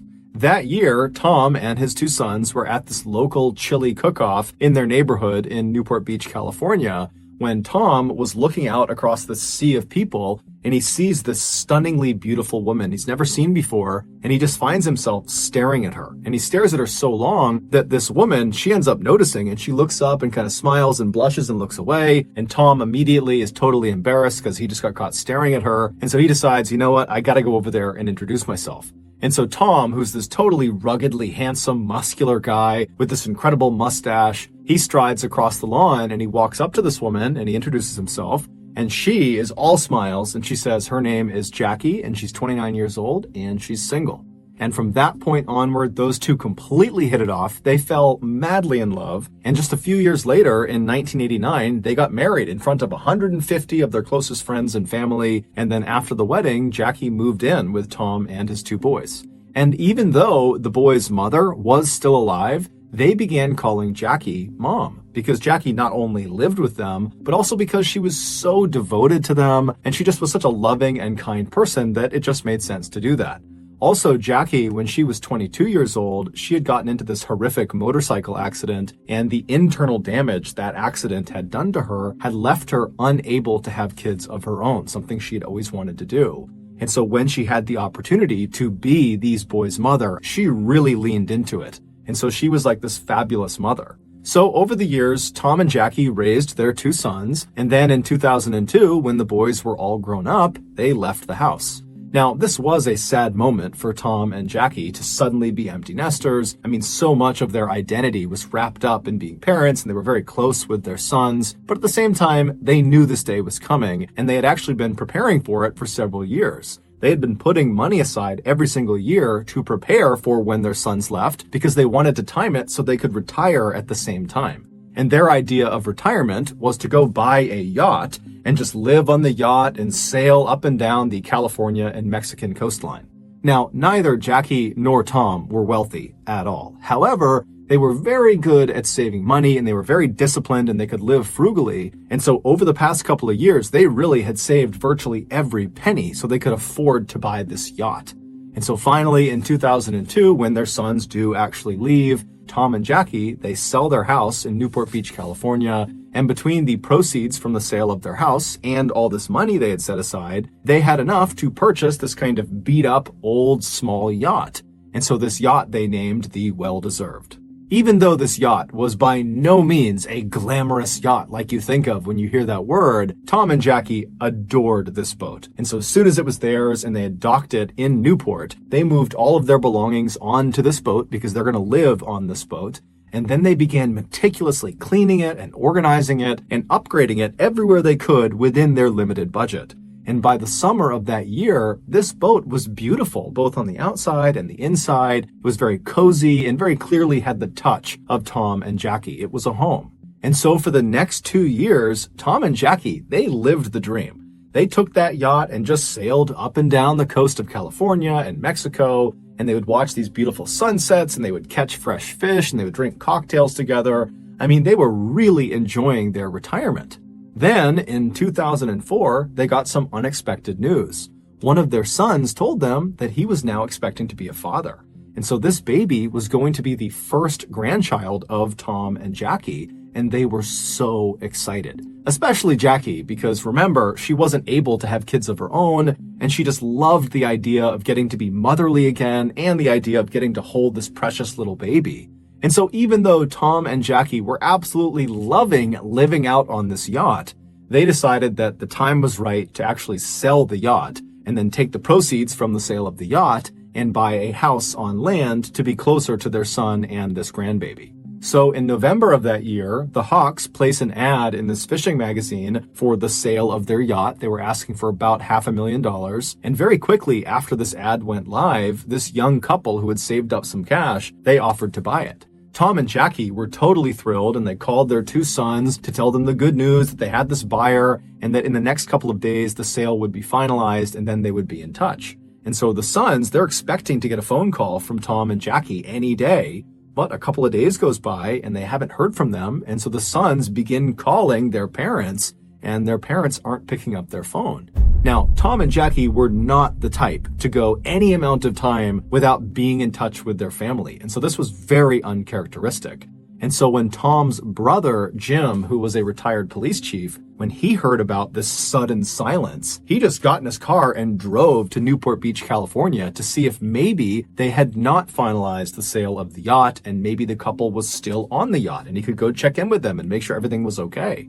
And so Jim, along with a friend of his, they arrive in Newport Beach, they make their way to the dock where the yacht was being held, and they go down to the floating section of the dock, and they walk right up alongside the well-deserved, and just from where they're standing, it does not seem like anyone is on the yacht. However, as they're standing there just kind of looking at this yacht right in front of them, Jim notices a couple of oddities. He sees there are lines hanging over the side of the boat that should have been stowed. And Tom was known for being incredibly meticulous and orderly. I mean, that yacht was spick and span always. And so he would not have left these lines draped over the edge of the boat unless he was on board, and he wasn't. And so Jim's also looking around and he sees there are a couple of tarps that go over some of the control panels that had been taken off, but then not put back on the control panels. And so again, that's not something Tom or Jackie would have done. And then there's also some dirty towels kind of hanging out of one of the portholes. And so overall, the impression Jim and this friend got was, I guess they must have finalized the sale of this yacht because clearly the new owners of this boat, they're the ones that are in possession of it. And they're the reason it's sloppy because Tom and Jackie, they never would leave the boat in this condition.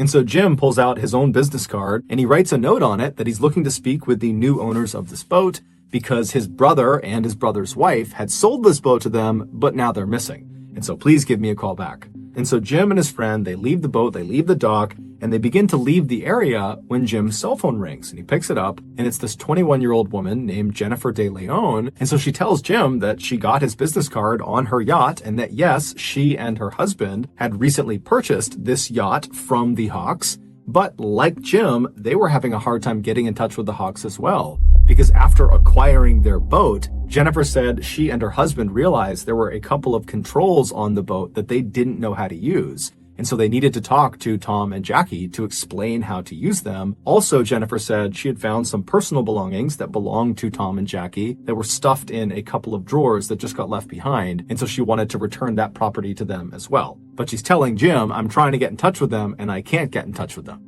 And so Jim asked Jennifer, when was the last time you or your husband saw Tom or Jackie? And she would say, the last time we saw them was when we actually finalized the sale of the boat, when we literally gave them the money and we watched them take the money, hop in their car and drive away.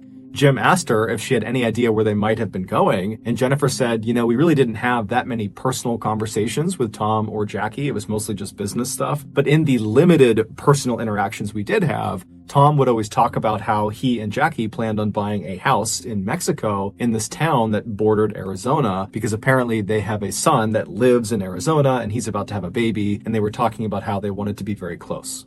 Jim thanked Jennifer and asked her, if you hear from Tom or Jackie, please let me know. And then Jennifer says to Jim, same thing to you. If you hear from them, please let me know because I need to talk to them too.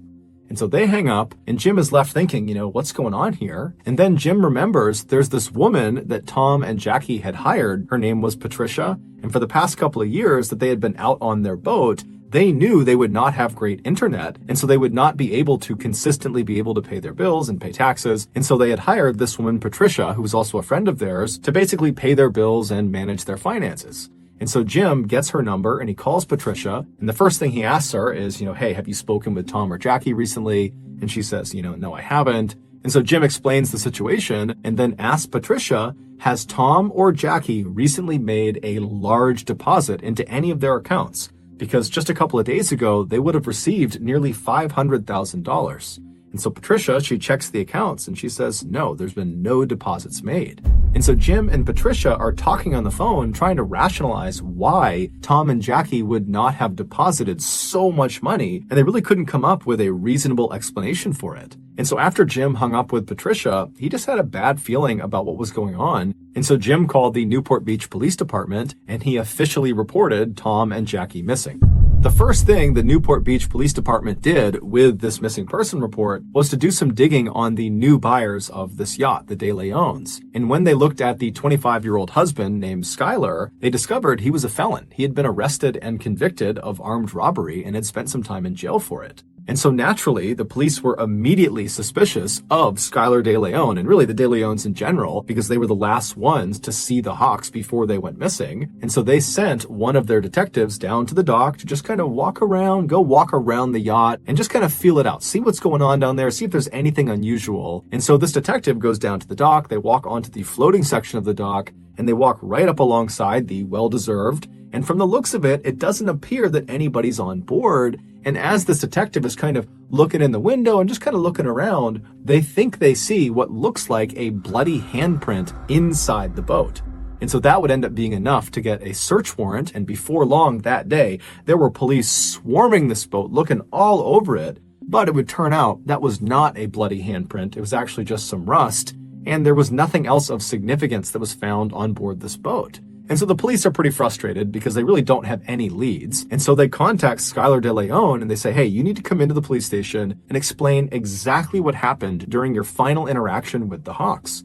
And so Skylar comes to the police station. He's totally cooperative. And he explains to the detectives that, he saw this ad in this fishing magazine for a yacht. He contacted Tom Hawk and said, I'm interested. The two of them met up and then went out for a sea trial, which is basically a test drive, but for a boat. And during the sea trial, Skylar told Tom that he liked the boat and he wanted to go forward with the purchase. And so on November 15th, Skylar, along with his pregnant wife and his young daughter, and also a notary and another person, a friend of Skylar's that was there just kind of as a witness, they go to the parking lot of the dock right near where the yacht is. And then the Hawks show up, Tom and Jackie, and the De Leons literally hand over a suitcase full of cash to Tom. And then Tom and Jackie, with the notary, they signed the sale documentation, basically giving the boat over to the De Leons. And then Tom and Jackie took their suitcase full of cash, hopped in their SUV, and they drove off, presumably to go to Mexico. When the police asked Skylar, how were you able to afford such an expensive vessel? Skylar would tell them that back in the 1990s, he was actually a child star, or kind of. He was an extra on the very popular TV show Power Rangers, and from being on that show, he had made a bunch of money and he had set it aside. And as Skylar is telling the detectives this, he kind of just stops himself at some point and he's like, you know what?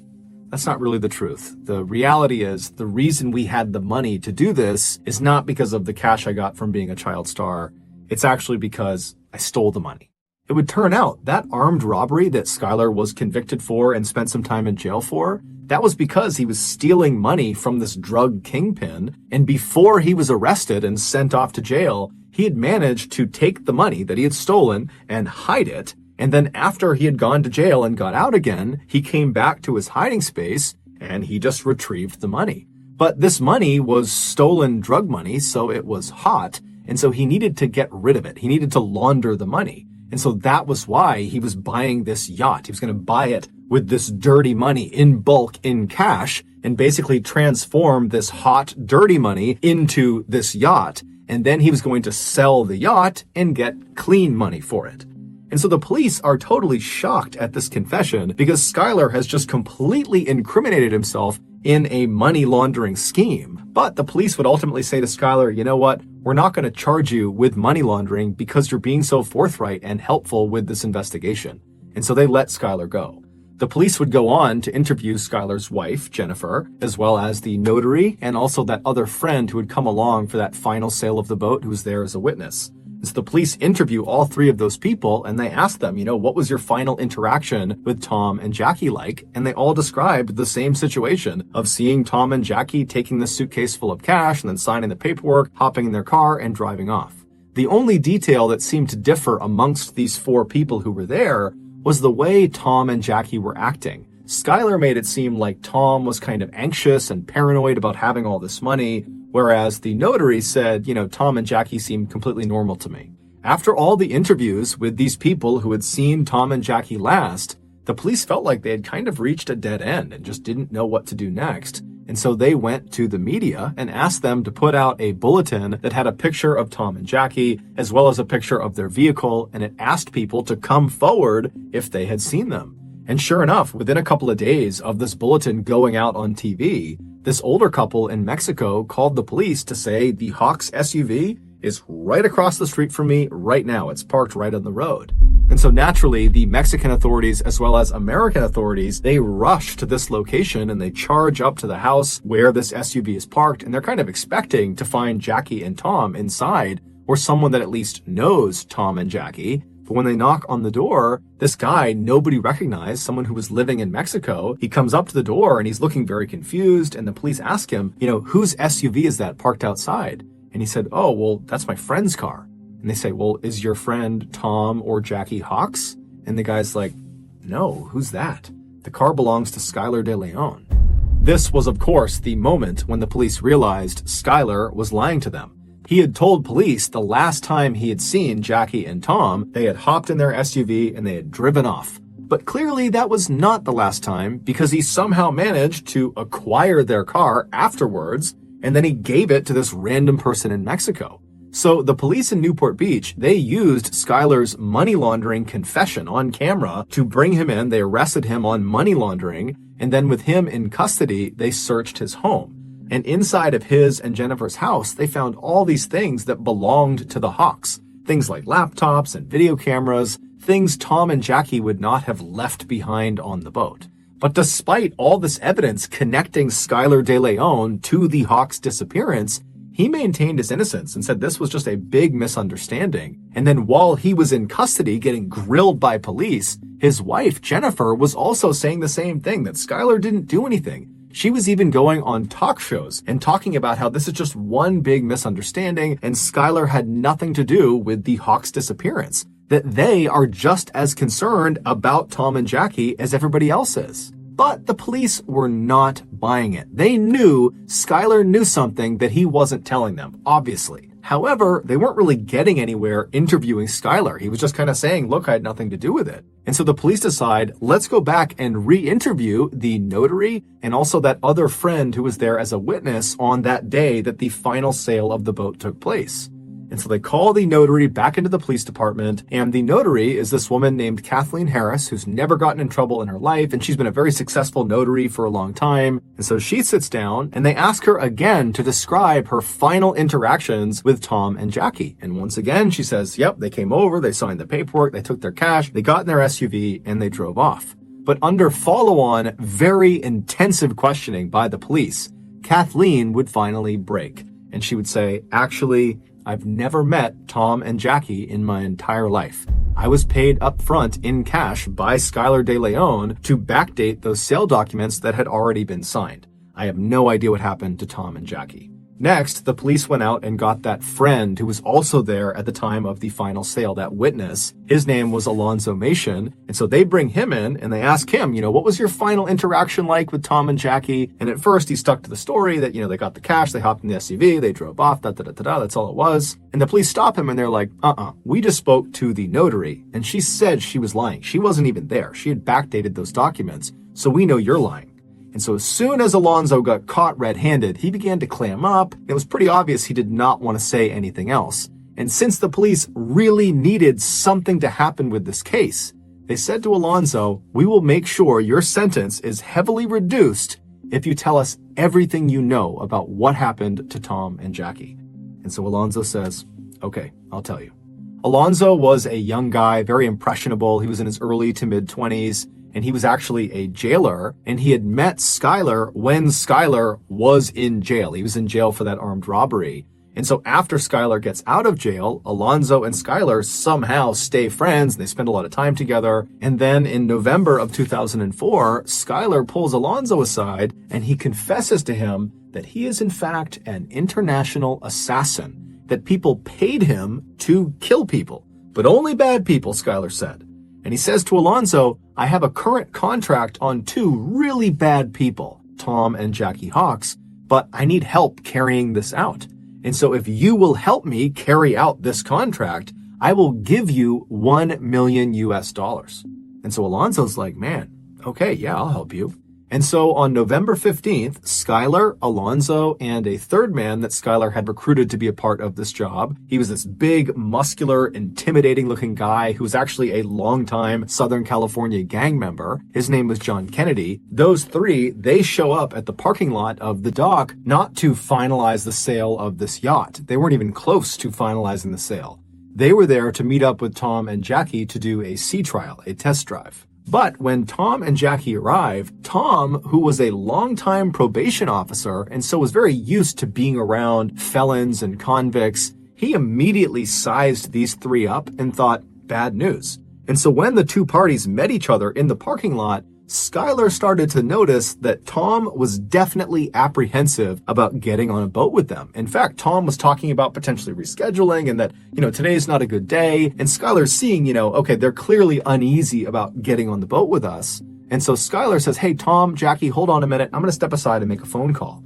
And so Skylar steps aside and he calls his wife, Jennifer, and she was not far away. And so just a couple of minutes later, Jennifer pulls into the parking lot carrying her little 1-year-old baby girl. And as soon as she walks over to this group, the dynamic completely changes. Jackie sees this baby and she immediately falls in love with it and she wants to hold the baby and she loves Jennifer. Jennifer's so sweet. And so Jackie seems very much at ease and Tom notices that. And so Tom begins to loosen up and before long, Tom is saying to Skylar, you know what guys, today's fine. Let's do the sea trial. And so the group eventually begins to make their way onto the yacht, the well-deserved, to do the sea trial. And right as they're about to get on, Jennifer says, hey guys, I can't go on the sea trial. The baby's upset. I gotta go home. I'll see you guys when you get back. And at this point, Tom and Jackie, they've already committed to doing the sea trial. And so even if they were a little bit apprehensive going on this boat with just these 3 guys, they put their faith in the De Leons that this was on the up and up. So the 2 Hawks, along with these 3 men, they get on board the boat and they begin heading out towards open water. And so Tom was piloting the boat. And at some point when they were very far away from the dock and really any land in any direction, Skylar and John come up to Tom and they say, hey, we want to show you something down in the lower levels of the ship. And so Tom goes with them. They go downstairs into the bedroom. And while they're down there, Alonzo and Jackie were in the kitchen, which is right above the bedroom. And as they're standing there, Alonzo and Jackie suddenly hear this very loud commotion coming from the bedroom. Now, Alonzo knew what that was. It was Skylar and John attacking Tom. And so that was his cue. Alonzo leapt forward and he grabbed onto Jackie. And before Jackie could even figure out what was going on, he had thrown her to the ground, pulled her hands behind her back, and then he pulled out handcuffs that he had and he handcuffed her hands together. And as soon as Jackie was subdued in the kitchen, Skylar and John, they come up the stairs and Tom's not with them. And they grab Jackie and they walk her down into the bedroom. And Jackie would have seen her husband, Tom. He's been handcuffed and he's laying on the bed on his back. And so they throw Jackie onto the bed right next to Tom. And immediately Jackie turns around and looks at Skylar and says, why are you doing this to us? We just met your wife. I just held your baby. Why are you doing this? All we want to do is just go back to land and be with our children and be with our grandchildren, please. But Skylar didn't care. He just turned to Alonzo and said, put tape on both of their mouths and their eyes. And as Alonzo was doing that, Skylar went upstairs and began piloting the boat towards the deepest part of the ocean. And so as Skylar is driving this boat, Alonzo and John are down in the bedroom, and Alonzo remembers looking over at Tom, and Tom was comforting Jackie. He had managed to pull his hand up and he was stroking Jackie's hand, and he was saying to her, it's going to be okay. No matter what happens to us, we'll be together. Suddenly, the boat stopped because Skylar had reached the deepest part of the ocean, and he called down to John and Alonzo to bring Jackie and Tom up onto the deck. And so Alonzo and John do just that. They march Tom and Jackie up the steps, They bring them out to the deck of the ship, and then Skylar forces them to sign the sale documentation for the boat, as well as had them sign additional paperwork that gave Skylar access to their bank accounts. And while they were signing these documents, Jackie actually misspelled her last name on one of the signature blocks. She left the S off of her last name. That's not something she would have done by accident. It's pretty clear she did that on purpose to signal to the future that she signed this under duress. After all these documents were signed, the three men led their two captives to the back of the boat. And then once they were standing at the back of the boat, Skylar tells Alonzo, in earshot of Jackie and Tom, to, hey, go to the front of the boat and get the anchor. And so Tom and Jackie, they know that whatever's going to happen to them next, it's not good. And so Jackie begins pleading with them to let them live, let them go back to land, let them see their grandchild. And Tom manages to shake his restraints from John, who was holding him, and he manages to kick Skylar really hard in the groin. But after that, John leapt on top of Tom and Jackie and subdued both of them. And then he positioned Tom and Jackie so they were sitting down back to back with their handcuffs connected to each other. And then Alonzo shows up dragging this heavy anchor, and he finally gets it all the way over until it's right next to Tom and Jackie, at which point Skylar grabs the long metal chain that came off of the anchor, and he felt around until he got to the very end of the chain. So not the side closest to the anchor that's attached to it, the far other side, the bitter end of this chain. And he reached down and he connected that portion of the chain to Tom and Jackie's handcuffs. And then once he was sure their handcuffs were securely fastened to the end of this chain, Skylar stood up, walked over and grabbed the anchor, and with quite a bit of effort, he managed to lift it up and threw it over the side of the boat. As soon as that anchor hit the water, all Tom and Jackie would have heard for several seconds would be the sound of all of that loose chain that they were connected to being rapidly pulled off the boat and being sucked down into the water. And so that chain was going up and over this wooden railing, and so all they would have heard is just chain links grinding over the railing until finally the anchor pulled the chain tight, at which point it yanked Tom and Jackie towards the side of the boat. Alonzo would say when this happened, Jackie's head struck the inside of the side of the boat so hard, it made this very loud, audible cracking sound. And then Skylar, Alonzo, and John just stood there as Tom and Jackie desperately tried to fight against the weight of this anchor that was trying to pull them off of the boat. Tom was trying to hold on to anything he could to try to hold his wife in place, but eventually the weight of this anchor combined with the movement of the boat was just too much. And so Tom and Jackie were very slowly pulled up and over and off the boat into the water. When they hit the water, they would have been fully alive, fully conscious, as they began their rapid descent to the bottom of the ocean, 3,500 feet below. Alonzo would tell police as soon as Tom and Jackie disappeared below the surface, Skylar let out a woohoo and ran over to the edge of the boat and looked into the water like a giddy child. And he was staring at where they had disappeared, and he was just grinning and laughing. And then finally, when the water went calm and there were no more bubbles, Skylar just kind of laughed, turned around, and made his way back to the cockpit and began piloting the boat back towards the dock. Even though Jennifer was not on the boat at the time of the murder, she was equally involved in it. In fact, the attack was her idea. She wanted more money, and she saw this scheme as being a way of doing that. So remember when she showed up at the dock parking lot with her baby and put Jackie and Tom at ease to help get them out on that sea trial, she was doing that very intentionally to trap Jackie and Tom. She knew what was going to happen out on that boat. She was trying to get them to go so they could be murdered and they could steal their boat. And when Skylar was out on the boat, before, during, and after the murders, he would step aside and call Jennifer to let her know how it was going and kind of get her feedback and ask for advice about what they should do next. With that in mind, one of the darker elements of this case has to do with the video camera that was discovered inside of Jennifer and Skylar's house. It was the Hawks video camera, and they had used it over the past couple of years to document their travels out on the ocean. And so when the police acquired this video camera, they played the tape that was inside of it. And at first, the tape shows Jackie filming the inside of the well-deserved yacht, and she's talking about how sad it was that this is probably one of the last times they'll be inside of this boat.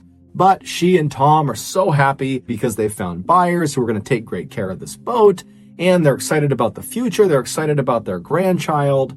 And then suddenly, this footage of Jackie inside of the boat just totally cuts, and it jumps to Skylar and Jennifer at Thanksgiving dinner that year, playing with their daughter and just having this great time. Meaning, just days after Jennifer and Skylar murdered Tom and Jackie in the worst way imaginable, they took their camera and just began using it for their own lives, recording their own life over the memories of Tom and Jackie. Jennifer and Skylar truly didn't care at all about what they had just done. Alonzo would ultimately be sentenced to 20 years in prison. He would have gotten a much more severe sentence, but because he provided all of the details of what happened and he was promised a reduction in sentence, he was only given 20 years. Jennifer would be sentenced to life in prison without the possibility of parole, and John Kennedy and Skylar were sentenced to death. Thank you for listening to the MrBallen podcast. If you got something out of this episode and you haven't done this already, please take the 5-star review button hostage and then force them to wash your dishes while wearing a long sleeve shirt. However, don't allow them to roll their sleeves up. Also, please subscribe to the MrBallen podcast on Spotify, Apple, Google, Amazon, and everywhere else you get your podcasts. This podcast airs every Monday and Thursday, but in the meantime, there are hundreds of stories available right now on my YouTube channel just called MrBallen. If you want to get in touch with me, please send me a direct message on any major social media platform. My username on all of them is just @MrBallen, and yes, I really do read the bulk of my direct messages. Lastly, we have some really cool merchandise, so head on over to shopmrballen.com to have a look. Okay, that's going to do it. Thank you so much for your support. Until next time, see ya.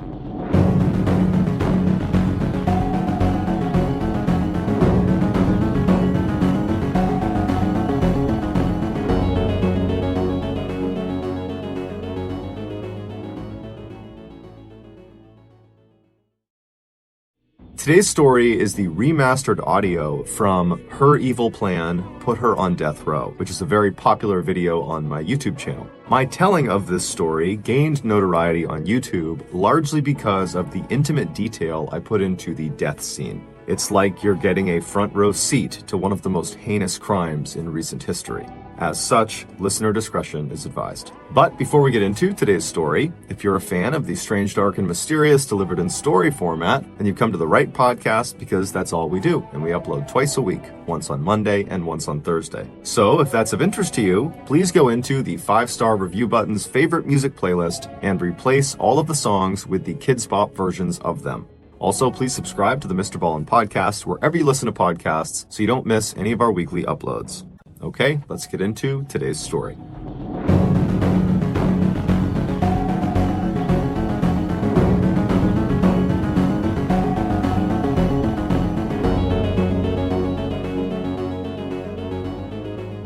In the early 1960s, two high school classmates in South Carolina named Carol and Reggie fell in love with each other. Every day in the halls, they'd hold hands and they'd laugh with each other and whisper to each other, and then outside of school, they were inseparable. But despite their seemingly perfect relationship, it didn't last long. They both had different ideas about what the future should hold, and so after graduation, they broke up.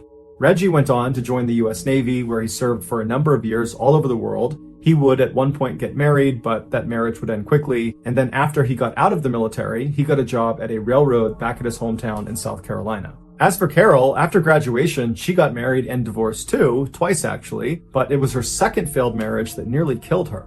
On February 18th, 1987, Carol was living with her 10-year-old daughter, Rhonda, in South Carolina when her estranged second husband came up to the door and knocked. Carol opened the door, and her ex-husband drew a gun and shot her 6 times in front of her daughter before turning around and fleeing. The police would later find his body inside of his car on the side of the road. He had shot himself. As for Carol, the doctors were able to save her life, but the injuries she sustained from the attack were crippling. She was blind in one eye and she had chronic pain, and so her young daughter had to start taking care of her full time. Over the next 8 years, Carol steadily improved and regained some of her independence, but in 1995, she had a huge setback. She started feeling ill, and so she went in to see a doctor, and the doctor did a blood test, and they discovered she had liver cancer. It would turn out the blood that was given to her after the attack that had been transfused into her body to save her life, it had been tainted with hepatitis C. And so she got hepatitis C without realizing it, and because it had been untreated, it led to liver cancer. Rhonda remembers when her mother came home after being given this terrible news, she just sat down and was silent for a minute, and then she just kind of muttered to herself, "I just can't get away from this man. He's killing me all over again."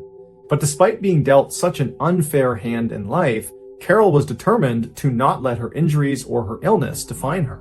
And so she went out looking for a job that could accommodate her physical limitations, and she found it. She was hired as a part-time customer service rep for a television cable company. She was very happy about this job and very proud of it because it was the first time she was working after the attack, and so for once it felt like her life was going back to normal again. A few years later, in 2000, when Carol was working at the cable company, her phone rang and she answered it the way she answered every other call, but the voice she heard on the other end, she immediately recognized. He introduced himself as Reggie Sumner, and so Carol asked him, "Are you the Reggie Sumner from 1962 at Garrett High School in South Carolina?" And he said, "Yeah, that's me." And Carol said, "I'm your ex-girlfriend. We dated in high school." And so it was this incredible reunion, this totally chance phone call. And for the next hour or so, they just chatted on the phone about everything from their kids to their relationships they've been in to what they're up to now. I mean, they had a lot to catch up on since they hadn't seen or heard from each other in nearly 40 years. And so before they hung up, they realized they lived near each other. And so they made plans to get together in person. Rhonda would say her mother, when she came home that night, was like a 16-year-old girl all over again. She talked endlessly about how great Reggie was and how good-looking he was and how excited she was about their upcoming date. And so a couple of days later, Carol and Reggie have this date, and when Carol comes home, Rhonda would say it was obvious her mother had fallen head over heels in love with Reggie all over again. And luckily, Reggie had fallen in love with Carol too, because less than 6 months later, they got married and became Mr. and Mrs. Sumner. Within a year of their marriage, they decided to sell their home in South Carolina and move to Jacksonville, Florida to retire. Even though caring for her mother for all those years had been quite difficult for Rhonda, she said she was very sad to see her mother go, but at the same time, she was really happy for her because it seemed like she had found the one. Over the next couple of years, Rhonda stayed in touch with her mother, speaking to her almost every single day on the phone. But in July of 2005, Rhonda's mother stopped answering her phone.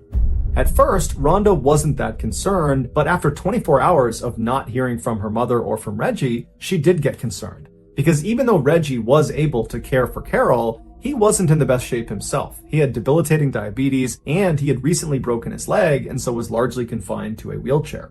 And so if they were to leave their house for an extended period of time, they wouldn't do it without asking for help from Rhonda.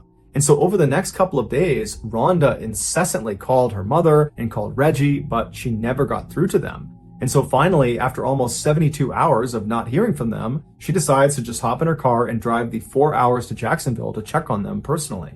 When she got there, she saw her mother and Reggie's car was not in the driveway like it normally would be. And so Rhonda went up to the front door and she knocked and she's yelling for her mom, but nobody's coming to the door, even though lights are on inside the house. And so Rhonda eventually tries the handle of the door and it's open. And so she opens it up, she steps inside, she yells again for her mom and for Reggie, but no one yells back. And then she sees their beloved dog, Mikey, that they brought everywhere with them, was still in the house. And so she's thinking, where would they have gone without bringing Mikey? And so Rhonda continues to walk through the house into the kitchen, and when she gets there, she sees on the table are 2 plates of food where the food looks like it's a couple of days old, and it's just sitting on the plate like they had been eating it and then just abandoned it there. And then in the sink are all these dirty dishes, and then on the stove are half-cooked pots of food. And Rhonda knows her mother is an extremely tidy person, and she never would have left her house with dirty dishes and food out on the table. And so red flags are going up for Rhonda, but what ultimately sealed the deal for her was when she turned and looked on one of the counters, she saw the cell phone that Reggie and Carol shared was still sitting there along with Carol's purse, and then next to that was both of their medications, which was Reggie's insulin and Carol's liver cancer medication, both of which were life-saving and needed to be taken every single day.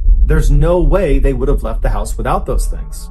And so Rhonda immediately calls the Jacksonville Police Department and she files a missing person report. And before long, the missing couple's story is all over the news and all of the networks are asking people if they have information to come forward. But no one came forward. And so the only lead the police had was to track down the Sumner's car, which was missing from their driveway when Rhonda showed up at their house. So the police shared the description of their vehicle all across the state, and very quickly they got a hit.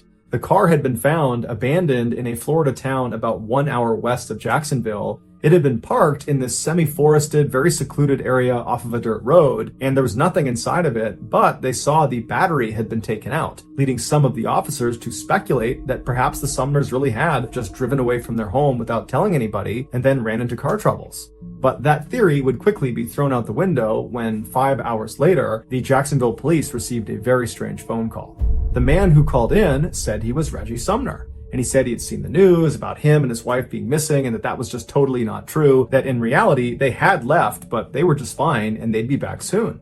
The police are immediately suspicious of this person. They don't think it's Reggie Sumner because, for one, he sounds like a young man and Reggie is a 61-year-old. And so the voice didn't really line up.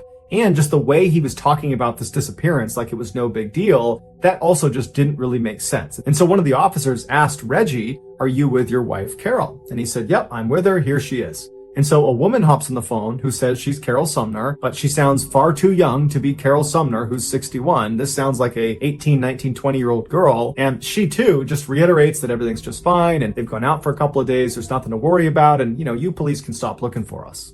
And so after this call ends, the police at this point are convinced that this simply cannot be Carol and Reggie. But to make sure, they call in Rhonda and they have her listen to the recording of this conversation with the so-called Reggie and Carol. And right away, Rhonda says, "That's not my mom and that's not Reggie."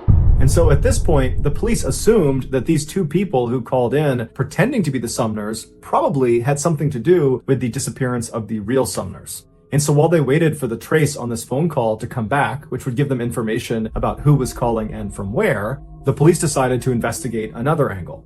The police looked at the Sumners' bank statements and they saw their bank card had been used at an ATM in South Carolina after the Sumners had been reported missing.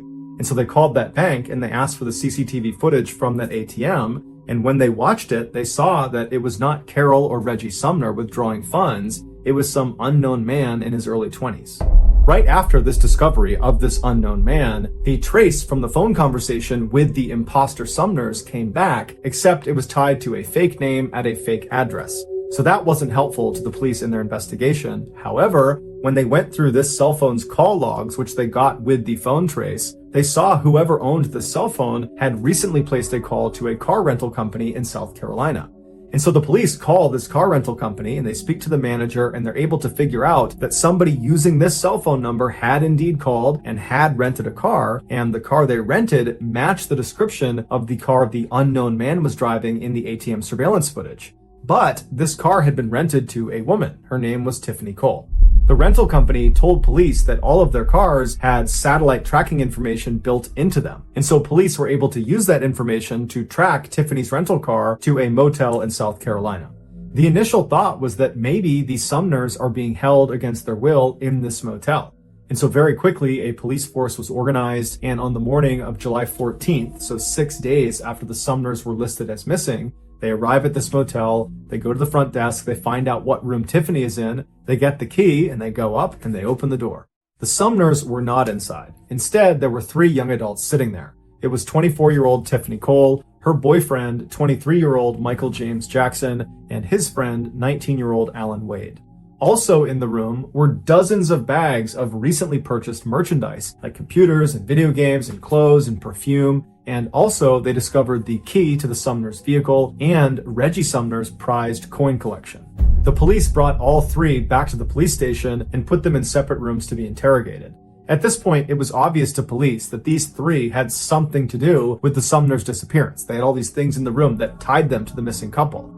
And so now the police, as they interrogated them, it was not so much about connecting them to the Sumners as much as it was about helping them find the Sumners. At first, all 3 of them either didn't talk or were totally uncooperative. But under intense questioning, Tiffany cracked a little bit. She said that they had robbed the Sumners, but nothing more. They didn't do anything else besides rob them. And there had been a 4th person involved in the robbery, 19-year-old Bruce Nixon, who was friends with Alan Wade.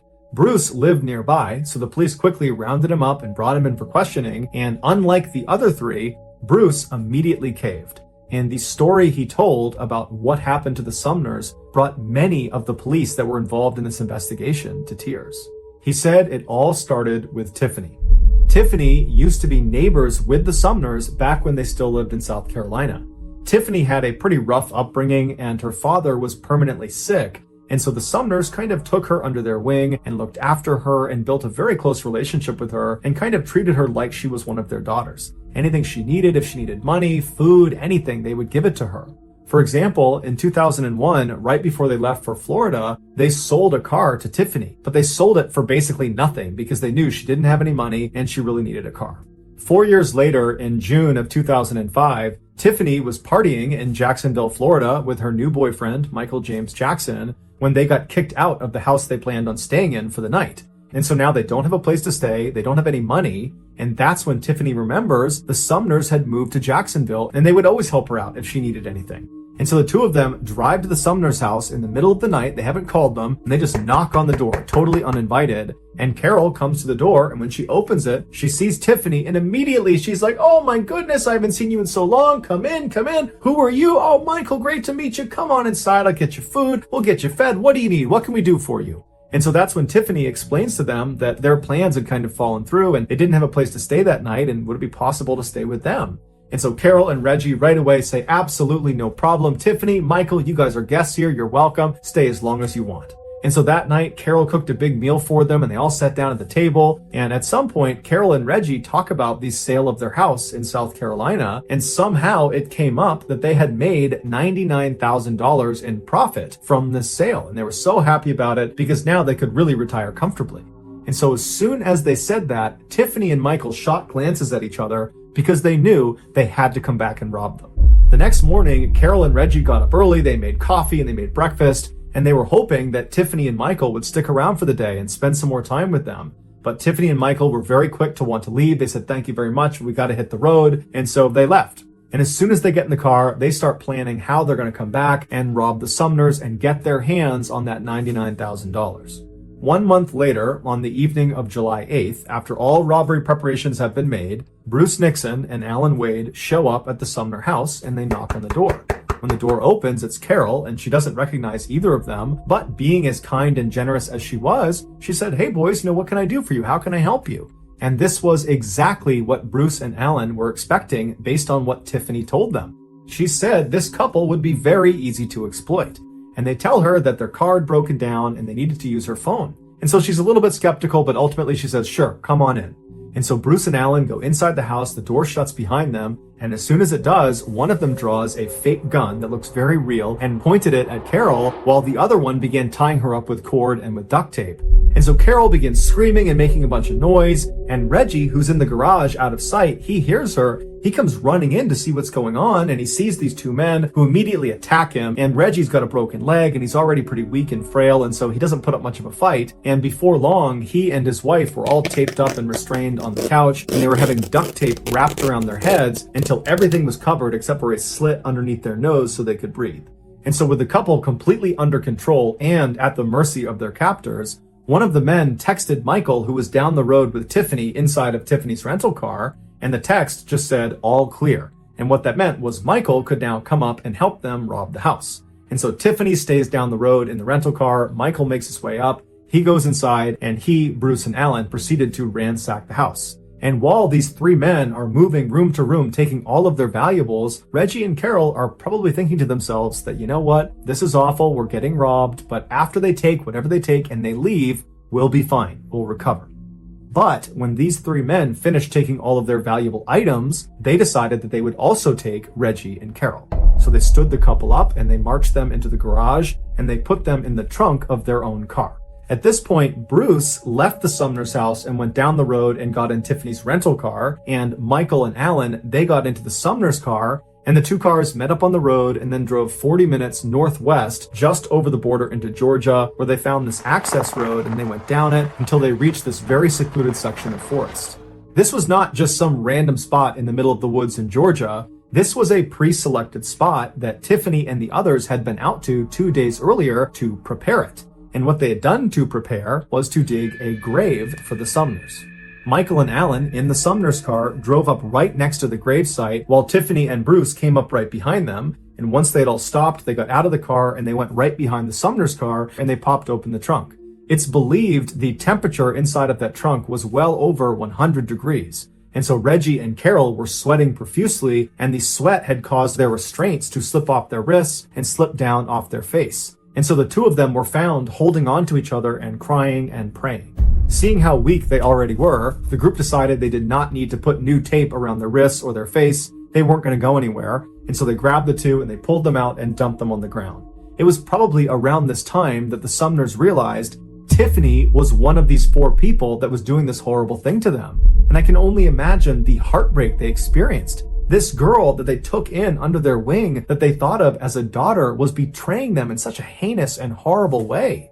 But there was no time to feel upset about it, because as soon as they were dumped on the ground, Michael grabbed Reggie and kind of threw him over to the side and said, "Sit down, don't move, or I'm going to kill you and your wife." And then the others grabbed Carol and dragged her away from her husband over to the edge of the grave, where they literally ripped the jewelry off of her face and off of her body. And then after all the jewelry was gone, they pushed her into the grave. Then they walked over to Reggie and dragged him over and threw him in with his wife. As soon as the couple was in the grave together, they repositioned themselves so they were both sitting up, one in front of the other, with Carol behind Reggie, and she threw her legs and her arms around Reggie, just kind of clutching onto him, and she buried her head into his back and she began crying. The original plan, apparently, had been to take the Sumners and put them in this grave and pretend like you were going to do something to them to scare them into giving up all of their information, all of their banking information, and anything else that was valuable. And it worked. And so as Carol is crying into Reggie's back, Reggie is pleading with the group. He's pleading to them, "Let me give you everything I have. Whatever you need, it's yours." And so Michael said, "Give me all your ATM bank card numbers, give me your PIN numbers, everything." And so Reggie did. He gave him all the information he could possibly give to him. And then, for some reason, despite the fact that at this point, the group has taken everything of value from this poor couple, they have extracted all the valuable information they could possibly get from them. Despite that, they decide that that's not enough. They need to kill the Sumners. And they need to kill them in the worst way imaginable. They need to bury them alive. For hours, the group slowly, shovelful by shovelful, filled in this hole with Reggie and Carol sitting at the bottom begging for their lives. But the group didn't care at all. They just kept shoveling dirt down on top of them until the dirt and mud had gotten up to their necks, and the weight of the dirt was pressing in on their chests and was making it really hard to breathe. And so as Carol and Reggie are feeling this happening to them, they can feel themselves being crushed under this weight. Their cries for help become more and more desperate, but more spaced apart, because their breathing at this point is so labored, it's so hard to get a full breath that they're conserving their air at this point. And then at some point, as the dirt crept closer and closer to their mouths, they had to tilt their heads up to try to get a good breath of air. But when they did that, they began shoveling dirt directly onto their faces, causing them to choke and gag. They're inhaling this, and it's becoming nearly impossible to catch a breath. They're dying at this point. And so finally, another layer of dirt was thrown on top of them and they disappeared under the soil. But their sounds didn't go away. They continued to whimper and make sounds as more and more dirt was put down, until finally they had filled in the hole and they began packing the dirt down with the backs of their shovels. And they could hear underneath the soil still the sounds of this couple dying. This was a slow and horrible death. After the killers were done, they left the site and they took the Sumner's car and they dumped it in Florida, where it was ultimately found. And then they all piled into the rental car. They went to an ATM and pulled some of the Sumner's money out and then went on a spending spree. During that spending spree, Tiffany would pose for several pictures in the back of the rental car. In these photos, Tiffany is all smiles and clearly having a wonderful time, despite the fact that literally just hours earlier she had killed the very people who had taken her in and treated her like a daughter. If you want to see those pictures, just Google the words Tiffany Cole celebrating. After their autopsies, the medical examiner explained that both Reggie and Carol had dirt packed into their nose, into their mouths, in their throats, in their stomach, and in their lungs, meaning their actual cause of death was being buried alive. In exchange for telling investigators what happened and for leading them to the gravesite where the Sumners were, Bruce Nixon was spared the death penalty and given a life sentence. As for Michael, Allen, and Tiffany, they were all sentenced to death. Thank you for listening to the MrBallen podcast. If you got something out of this episode and you haven't done this already, please go into the 5-star review button's favorite music playlist and replace all of the songs with the Kids Bop versions of them. Also, please subscribe to the MrBallen podcast on Spotify, Apple Podcasts, Amazon, Google, and everywhere else you get your podcasts. This podcast airs every Monday and Thursday morning, but in the meantime, you can always watch one of the hundreds of stories I have posted on my YouTube channel, which is just called MrBallen. If you want to get in touch with me, please follow me on any major social media platform and then send me a direct message. My username on all these platforms is just @MrBallen. Lastly, we have some really cool merchandise, so head on over to shopmrballen.com to have a look. So, that's going to do it. I really appreciate your support. Until next time, see ya.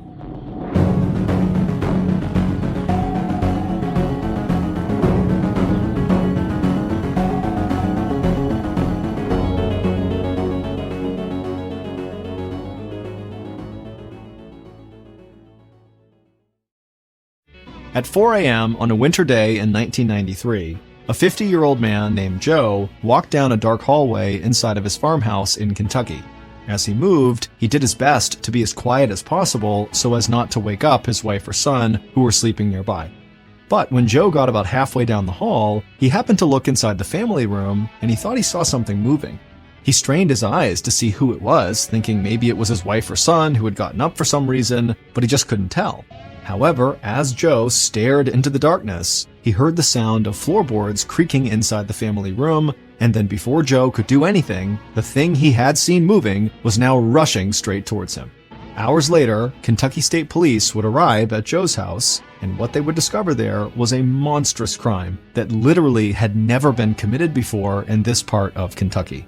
But before we get into that story, if you're a fan of the strange, dark, and mysterious delivered in story format, then you've come to the right podcast because that's all we do, and we upload twice a week, once on Monday and once on Thursday. So, if that's of interest to you, please hire a mariachi band to wake the Amazon Music follow button up every morning at 3 a.m. Okay, let's get into today's story.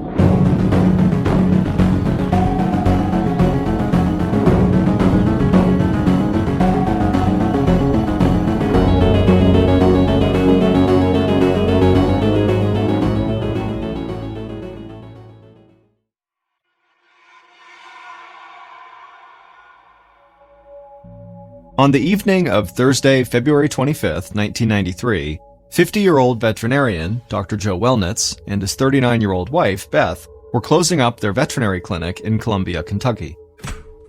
Joe and Beth walked outside of the clinic and said goodbye to a couple of young employees who were on their way out and heading to their cars. And then, after turning around and making sure no one else was inside the building, Beth pulled a key out of her pocket and she locked the door. Joe was tall with gray hair, and he wore glasses with large lenses. Beth had short, light hair, and she almost always had a smile on her face. It was cold outside, right around 30 degrees Fahrenheit, so just about freezing, and the winter wind made it feel even colder.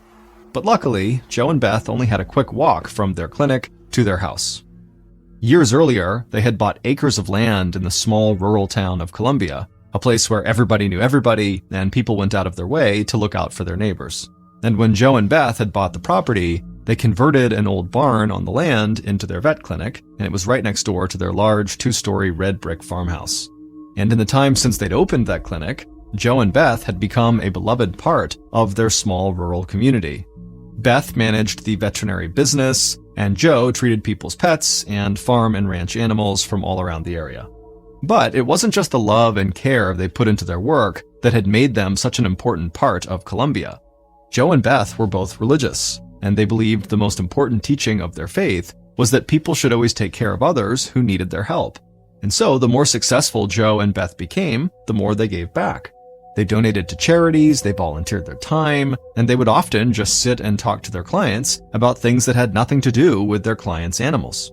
So Joe and Beth's veterinary clinic had become more than just a place where people got their pets looked after. It had become a place where people felt like they were treated like family. Outside the clinic, Beth took Joe's hand and they walked across the yard to the front of their house. They had been married for 13 years, but they still held hands and looked at each other like they did when they were newlyweds. Joe and Beth walked past the driveway on the way to their front door, and when they did, Beth glanced over at the 2 Ford Mustangs that were parked there. The cars belonged to Joe and Beth's children, Meg and Dennis. Meg was about to turn 19, and she was off studying at a community college in Lexington, Kentucky, about 2 hours away, and she'd left her car behind when she moved. Dennis was 20, and he was going to classes at a nearby community college and working in Columbia. So if his car was there, Beth figured he was probably watching movies or playing video games in his bedroom. Beth opened the front door of the house, and then she and Joe walked inside. The big farmhouse was drafty in winter, but it still felt warm and welcoming. Beth headed to the kitchen, and Joe went to the family room and sat down on the couch. Then Joe heard footsteps on the stairs, and he turned to see his son, Dennis, coming into the room. Dennis and his younger sister, Meg, were actually Beth's children from a previous marriage.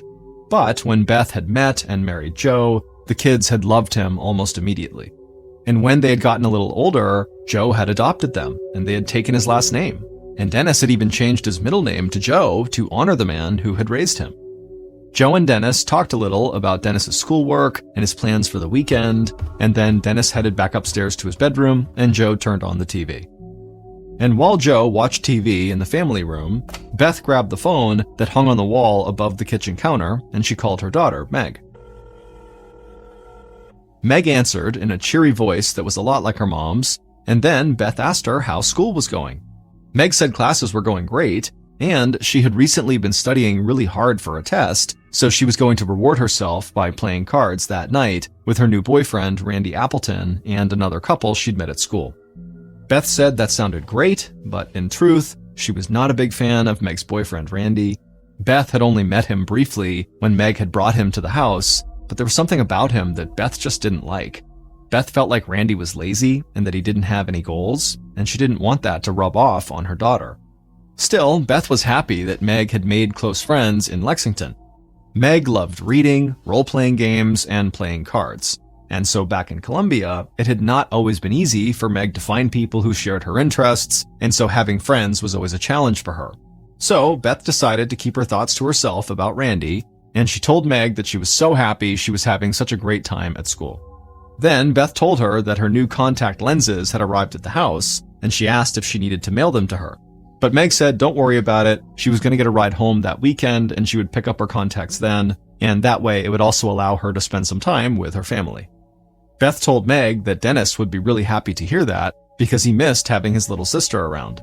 Then Beth said goodnight to her daughter, hung up the phone, walked into the family room, and sat down on the couch with Joe. She told him that Meg was coming home that weekend, and Joe lit up. He was happy Meg was making her own way in Lexington, but he was happiest when the family was all together. Then, a little later that night, Joe, Beth, and Dennis ate dinner.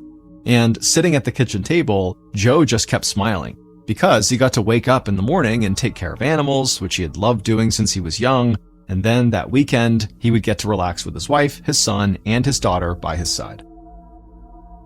A little before 4 a.m. the following morning, so February 26, 1993, Joe stepped out of the downstairs bathroom onto the cold hardwood floors. He was wearing gray sweatpants and a white t-shirt.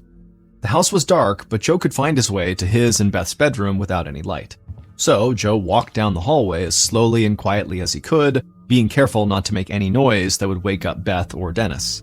But when Joe walked by the family room, he thought he heard something, so he froze and then squinted his eyes and tried to see into the darkness of the family room, but it was no use. He couldn't see anything. Then Joe heard the floor creak, and he thought he saw someone moving towards him, so he called out to see who was there. In the main bedroom down the hall, Beth suddenly woke up, startled. She thought she'd just heard Joe shouting, but for all she knew, she might have just been having a dream. But Beth looked over in the bed and saw that Joe wasn't there. And so Beth rubbed her eyes and kind of shook the sleep off. She sat up in her bed and she looked around, and her eyes hadn't adjusted yet, so the room was just totally dark and out of focus. And then she stood up and began walking towards the door to see if Joe was maybe out in the hall or something. And as she was reaching for the door, she heard something outside in the hall moving around. And then before she could actually open the door burst open, and Beth just stood there in total shock. And then, as she realized what was standing in front of her, she screamed. Just before 8 a.m., so about 4 hours after Beth had seen something in her bedroom, Beth and Joe's 2 younger employees that they had walked out of the clinic with the night before arrived at the veterinary clinic. The young man and woman said good morning to each other and walked to the door, and then when they got there, the man took a set of keys out of his pocket, he unlocked the door, and they both stepped inside. Beth and Joe rarely locked the door to their house, but they always locked up the clinic, because they had other people's personal information on file inside. The clinic was dark, so the young woman flipped on the lights, and both employees started getting the clinic ready for the day. But then, the man stopped in his tracks and just stared at the wall. The woman asked him what was going on, but he just leaned in closer to the wall and his eyes went wide. He couldn't believe it, but he was sure he was staring at a bullet hole in the wall. He showed it to the young woman and she started to panic. Then she looked at her watch and she saw that it was already several minutes after 8 a.m. and Beth and Joe were almost always at the clinic by 8 a.m. So the two young employees ran out of the clinic and crossed the yard to the main house. The door was unlocked, so they walked right inside and began calling out for Beth and Joe, but nobody answered. So the young woman ran upstairs while the young man made his way across the first floor. And almost at the same time, the two employees started screaming. Then the young woman came flying down the stairs. She ran to the kitchen, grabbed the phone, and dialed 911. A few minutes later, Officer Jeff Hancock of the Kentucky State Police slammed his foot on the gas pedal in his cruiser and sped down a country road in Columbia. He whipped past farm and ranch land on either side. Then he peeled off the main road and followed a small winding road for a few more miles until he finally arrived at the Wellnitz property. Hancock parked his cruiser in the driveway behind the two Ford Mustangs and he stepped outside. Right away, he saw Joe and Beth's two young employees just standing out front, looking totally dazed. Hancock was in his early 30s with short brown hair and broad shoulders, and he spoke with a strong southern accent. It was still cold outside, but Hancock couldn't feel it. His heart was pounding and he felt sweat on his forehead. He had grown up not far from where he was standing, and he had known the Wellnitz family for years, and he could not believe the call that had just come into the station. Hancock took a deep breath, and as he did, he heard all the other state police cruisers that were rushing in this direction. And just a couple of seconds later, those cars were arriving at the property and officers were streaming out of their vehicles. Some stayed back with Joe and Beth's employees outside to figure out what they knew, and others began going into the house to make sure it was safe. Hancock took a deep breath and then followed the group of officers into the main house. Once he was inside, he made his way down the hall, but when he got near the family room, he stopped cold. He looked down at the floor, and he felt like he'd gotten the wind knocked out of him. On the floor, just a few feet away from him, was the body of Joe Wellnitz, and Joe's white t-shirt was stained with blood.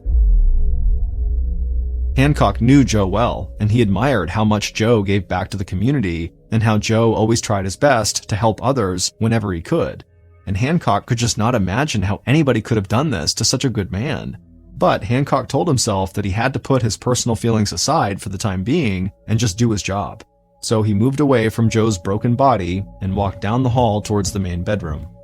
He saw the door was cracked open, and through the crack he could see something on the floor inside the room. So Hancock walked the rest of the way down the hall, he opened the bedroom door and stepped inside, and again he felt like he got the wind knocked out of him. Joe's wife, Beth, was lying dead in her pajamas, face down on the floor in a pool of blood. Hancock could hear his heart pounding in his ears, and none of this made any sense to him. Beth was one of the kindest people he'd ever met, and he wondered how this could even be real. Then he snapped out of it and heard noises coming from upstairs, so he stepped out of the bedroom and called a couple of other officers to where he was. And while those officers stayed with Beth's body, Hancock headed down the hall and walked upstairs. On the second floor, he could hear officers talking in one of the rooms. So Hancock walked down a long hallway towards those voices, and then he stepped into Dennis's bedroom. And then once he was inside, Hancock's shoulders slumped, and he shook his head at what he was seeing. Like his parents, Dennis was dead, face down on the floor. Hancock had known Dennis since Dennis was a kid, and so this was almost too much for Hancock to bear. But he told himself again that he had a job to do.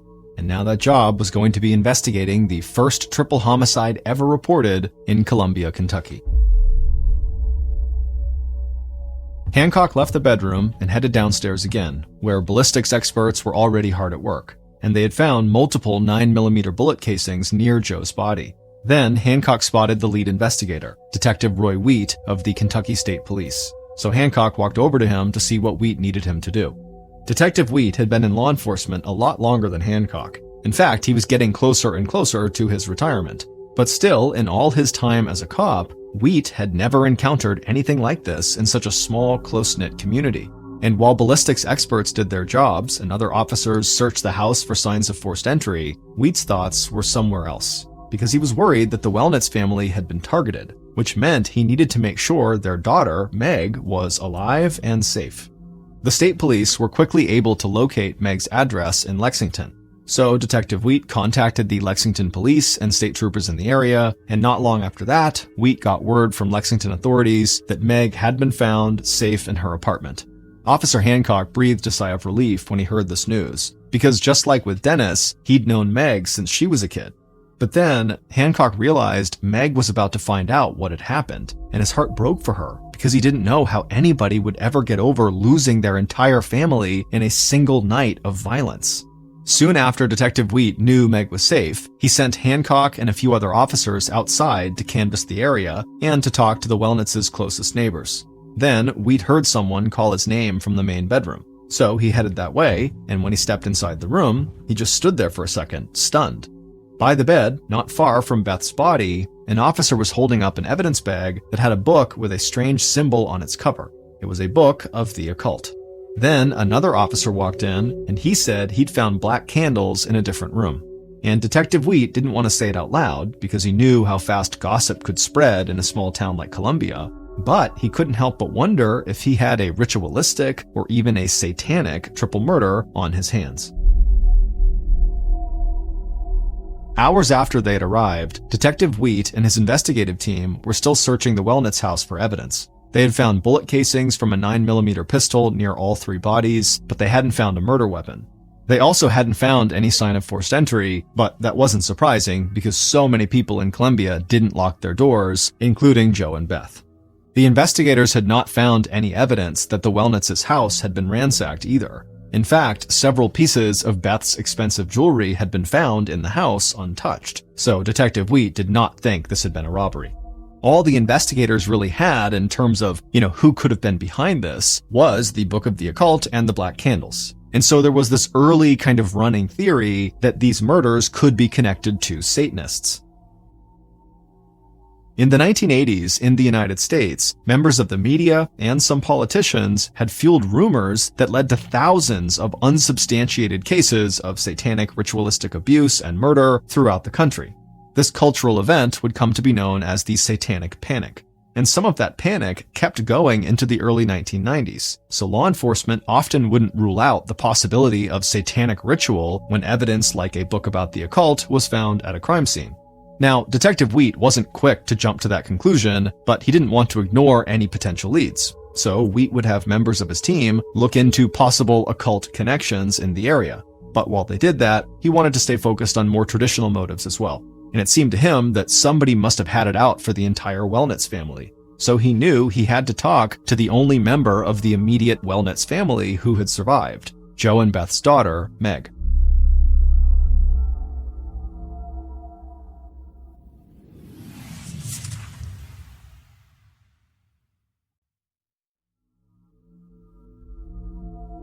In early March, about a week after the murders, Detective Wheat headed to Lexington, Kentucky to meet with Meg.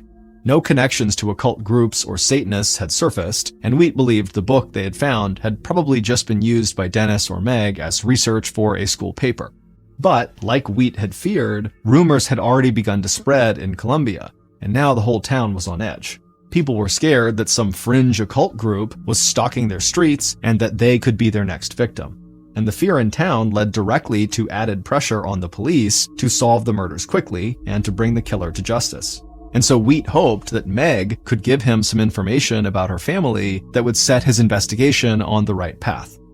In Lexington, Wheat followed Meg into a small apartment that belonged to her boyfriend, Randy. She had been staying there most nights since the murders because she didn't want to be alone. Meg was 5 foot 6 inches tall with short dark hair, and she wore jeans and a light sweater over a t-shirt.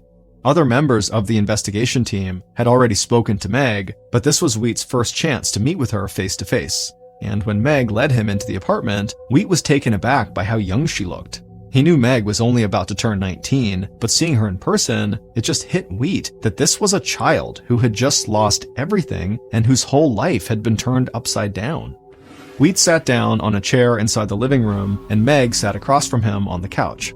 He thanked her for meeting with him, and then he told her how sorry he was for her loss. Then Wheat asked Meg if she knew of anybody who might have been angry at her parents or her brother, or even at her. Could she think of anyone who might have wanted to take some kind of revenge on her family? but Meg just shook her head and sort of stared off into space. She said everyone in Colombia loved her family, and she couldn't imagine who would want to do something like this. Then, in a soft, calm voice, Wheat asked her if anything out of the ordinary had happened to her on the night before the murders. Had she gotten any strange phone calls or anything like that? Meg thought for a moment and then said, no, the night had been pretty routine. She and Randy had gone to play cards at the apartment of two of their friends, a young married couple named Bill and Regina Meese. She said after a few hours, Randy was tired, so he left, and the card game had kind of ended earlier than any of them had expected. So Meg said that she and Bill Meese, one of the people who owned this apartment, went to a diner to grab coffee and to study a little for an upcoming test that they had in a class they were both taking at the community college. And then after that, she said she went to her apartment and went to bed. Detective Wheat thanked Meg again for talking to him, and he said several members of his team back in Colombia knew her family well, and they would find the person who had done this and make sure they paid for their crimes. Then, Wheat headed back to Colombia and met with other members of the team, and he told them that even though he had not said anything to Meg at the time, something about her story had really jumped out at him. Her boyfriend, Randy, had left their card game early on his own, and Meg hadn't seen him for the rest of the night. But that week, just as Detective Wheat was shifting his focus to Randy, he got a call from Beth's mother. And she asked if police had found a small firebox, which is a type of safe, inside of Beth and Joe's closet. She hadn't thought about it in the aftermath of her daughter's murder, but she had recently remembered the safe and thought police should know about it. Wheat said they had not found a safe of any kind on the premises, and he thanked her for the information and said police would look into it immediately. And when officers returned to the scene of the crime to look for this firebox, they discovered these light markings on the carpet that was inside of Beth and Joe's closet. Marks that definitely could have been made by a small safe that had been sitting there for a long time that was no longer there. Police had ruled out a robbery at the Wellnitz house, but now all of a sudden, with this firebox missing, things had changed, and this totally looked like a robbery. And when Wheat and other members of the state police started delving into the Wellnitz's financial records, they would make a discovery that stunned them and that would send the investigation in an entirely new direction. In the spring of 1993, about a month after the murders, Officer Hancock stood in Detective Wheat's office with a look of shock on his face. After police had discovered that a small safe had gone missing from Joe and Beth's house, they had started looking into the Wellnitz's financial records, and they found someone who stood to inherit $250,000 from a life insurance policy if Joe died. That person was Eric Wellnitz, a third child of Joe's who nobody at the state police had even known existed. Hancock told Wheat that in all the time he had known Joe and Beth, they had never mentioned this third child, Eric Wellnitz. But now Eric shot to the top of Wheat's suspect list. It turned out Eric was the son of Joe's previous wife, and so like Dennis and Meg, Joe had adopted Eric when he married the boy's mother. But unlike Dennis and Meg, Eric did not feel any love for his adoptive father. Wheat tracked down the 19-year-old Eric at an apartment in Lexington where he had been staying with a friend. And when they sat down at the kitchen table, Wheat didn't waste any time. He wanted to know how Eric felt about Joe, and Eric didn't hold back. He said when Joe had left him and his mother to go be with Beth and her kids, he was angry. And not long after that, Eric felt like he had been completely replaced by Dennis and Meg in his adopted father's eyes. And so Eric had decided to cut Joe completely out of his life, and he told Wheat that he hadn't seen or talked to Joe in years. Then Wheat leaned in a bit and asked Eric where he had been on the night of the murders, and Eric said he'd been in Lexington with friends. Wheat nodded, took a brief pause, and then looked Eric right in the eyes and asked him how he felt about inheriting $250,000 from Joe. And immediately a confused look came across Eric's face, and he asked what Wheat meant. And Wheat told him police had learned that Joe left $250,000 to Eric through a life insurance policy. Eric stared at Wheat. Then he asked if Wheat was telling the truth. Had Joe really left him all that money? Wheat said yes, and Eric just looked stunned. He said he thought Joe had totally forgotten about him once he had his other two kids, and he was surprised Joe had left anything at all for him. Wheat would talk a little bit longer with Eric, and then afterwards, he would walk back outside to his car and head back to Columbia. And he wasn't going to cross Eric off his suspect list, but he did think Eric's reaction to hearing about the money was one of the most genuine responses of shock he'd ever seen. So as Wheat made the drive back to Columbia, he thought about other potential suspects, and one person in particular kept coming to mind: Meg's boyfriend, Randy. Randy had left that card game early, hours before the murders, and Wheat knew Meg had taken Randy to her parents' house before, so he might have seen the safe inside of their closet. Also, in recent weeks, Wheat had learned from some of Beth's friends that Beth didn't really like Randy. And now, Wheat thought that, maybe Randy knew that Beth didn't like him, and maybe Randy had gotten mad about it. In late spring of 1993, a couple of months after the murders, Detective Wheat and other members of the investigative team led Randy through the basement of the Lexington Police Department and into a small interrogation room. Randy sat down at a table, and Wheat sat across from him. The interrogation room was bright and cramped like a lot of rooms of that kind, but something about it being in the basement made the room feel even more claustrophobic to Randy, and so he started fidgeting and moving back and forth in his chair right away. In Wheat's mind, Randy made perfect sense as a suspect, but Randy was still a young man in his early 20s, and Wheat wasn't going to essentially end a young man's life based on a hunch. So Wheat remained calm and clear when he spoke to Randy, and he gave Randy every chance to tell his side of things. Wheat started by asking Randy to talk him through the events of the night when he and Meg had gone to play cards with their friends Bill and Regina. And Randy explained it a lot like Meg had. He said they had a good time, but he was feeling tired, so he had left early and gone back to his apartment. Then Wheat asked if anybody could vouch for him actually going home after he left the card game. And Randy began to shift in his seat a bit more. He squinted his eyes like he was trying to remember something, and then he said he was pretty sure he had called a friend from his apartment that night.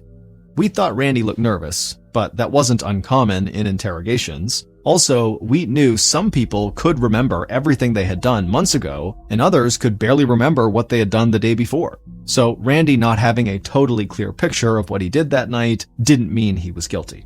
But there was another angle Wheat wanted to play because he knew something else about Randy. So Wheat leaned forward and asked Randy what kind of guns Randy owned. And Randy sat back in his chair, and a look of surprise came across his face, like he had not been expecting that question at all. But Randy recovered, and then told Wheat he did own a handgun, and that he just liked to go to the shooting range to practice with it. Wheat's face didn't change, and his voice stayed totally calm, and he asked Randy if he knew that Beth had not liked the fact that he was dating her daughter. And Randy looked confused again. He said Beth had been really nice to him when he met her at the house, and that Meg hadn't said anything about her mom not liking him. Then Randy said he was trying to help, and he understood that being at home by himself when the murders took place was not a great explanation, but it really was the truth. Wheat and Randy would speak a bit longer. Then Wheat told Randy he was free to go, but that he shouldn't leave town. And after Randy left, Wheat still believed there was a real possibility that Randy was the killer they were looking for. And so not long after talking to Randy, Wheat reached out to Meg and Randy's friends, Bill and Regina Meese, and they quickly volunteered to come talk to Wheat in the Lexington police station. Bill was a big presence. He was 6 foot tall and almost 250 pounds, and he talked and smiled a lot. Regina was much quieter, and she seemed nervous from the moment they arrived. But Wheat assured her that police were just following up on a few leads, and they only wanted some basic information. Bill and Regina told Wheat that they had been married for almost 2 years and they had a baby, and Bill said he was going to community college to get more of an education, and he said he'd met Randy and Meg at school and they had all quickly become friends. Then Wheat asked about the night of the card game, and Bill told the same story that Meg and Randy had told, and so Wheat figured he wasn't going to get any new information. But when Wheat asked if they were sure Randy had gone home that night, Regina sat up and looked like she was about to say something, but then she cut herself off. Wheat got an excited look in his eyes, and he leaned forward and said, "Regina, do you have any more information you want to add?" But Regina ultimately just sat back and shook her head and said nope, there wasn't anything else she wanted to say. So ultimately, Wheat let Bill and Regina go, but Wheat was convinced Regina had wanted to tell him something and had just stopped herself. But when police followed up with Regina and Bill weeks later, the couple did not come forward with any more new information. Weeks after talking to Bill and Regina, investigators were desperate to find something that would break this case open, but it was like evidence of any kind had just dried up. The missing safe and the murder weapons still had not been found. Eric Wellnitz, Joe's third child, had several people corroborate the fact that he was in Lexington at the time of the murders. and even though Wheat still saw Randy as a primary suspect, there was nothing tying him directly to the scene of the crime. And so, a case that Kentucky State Police and everyone in Columbia hoped would be solved quickly went cold.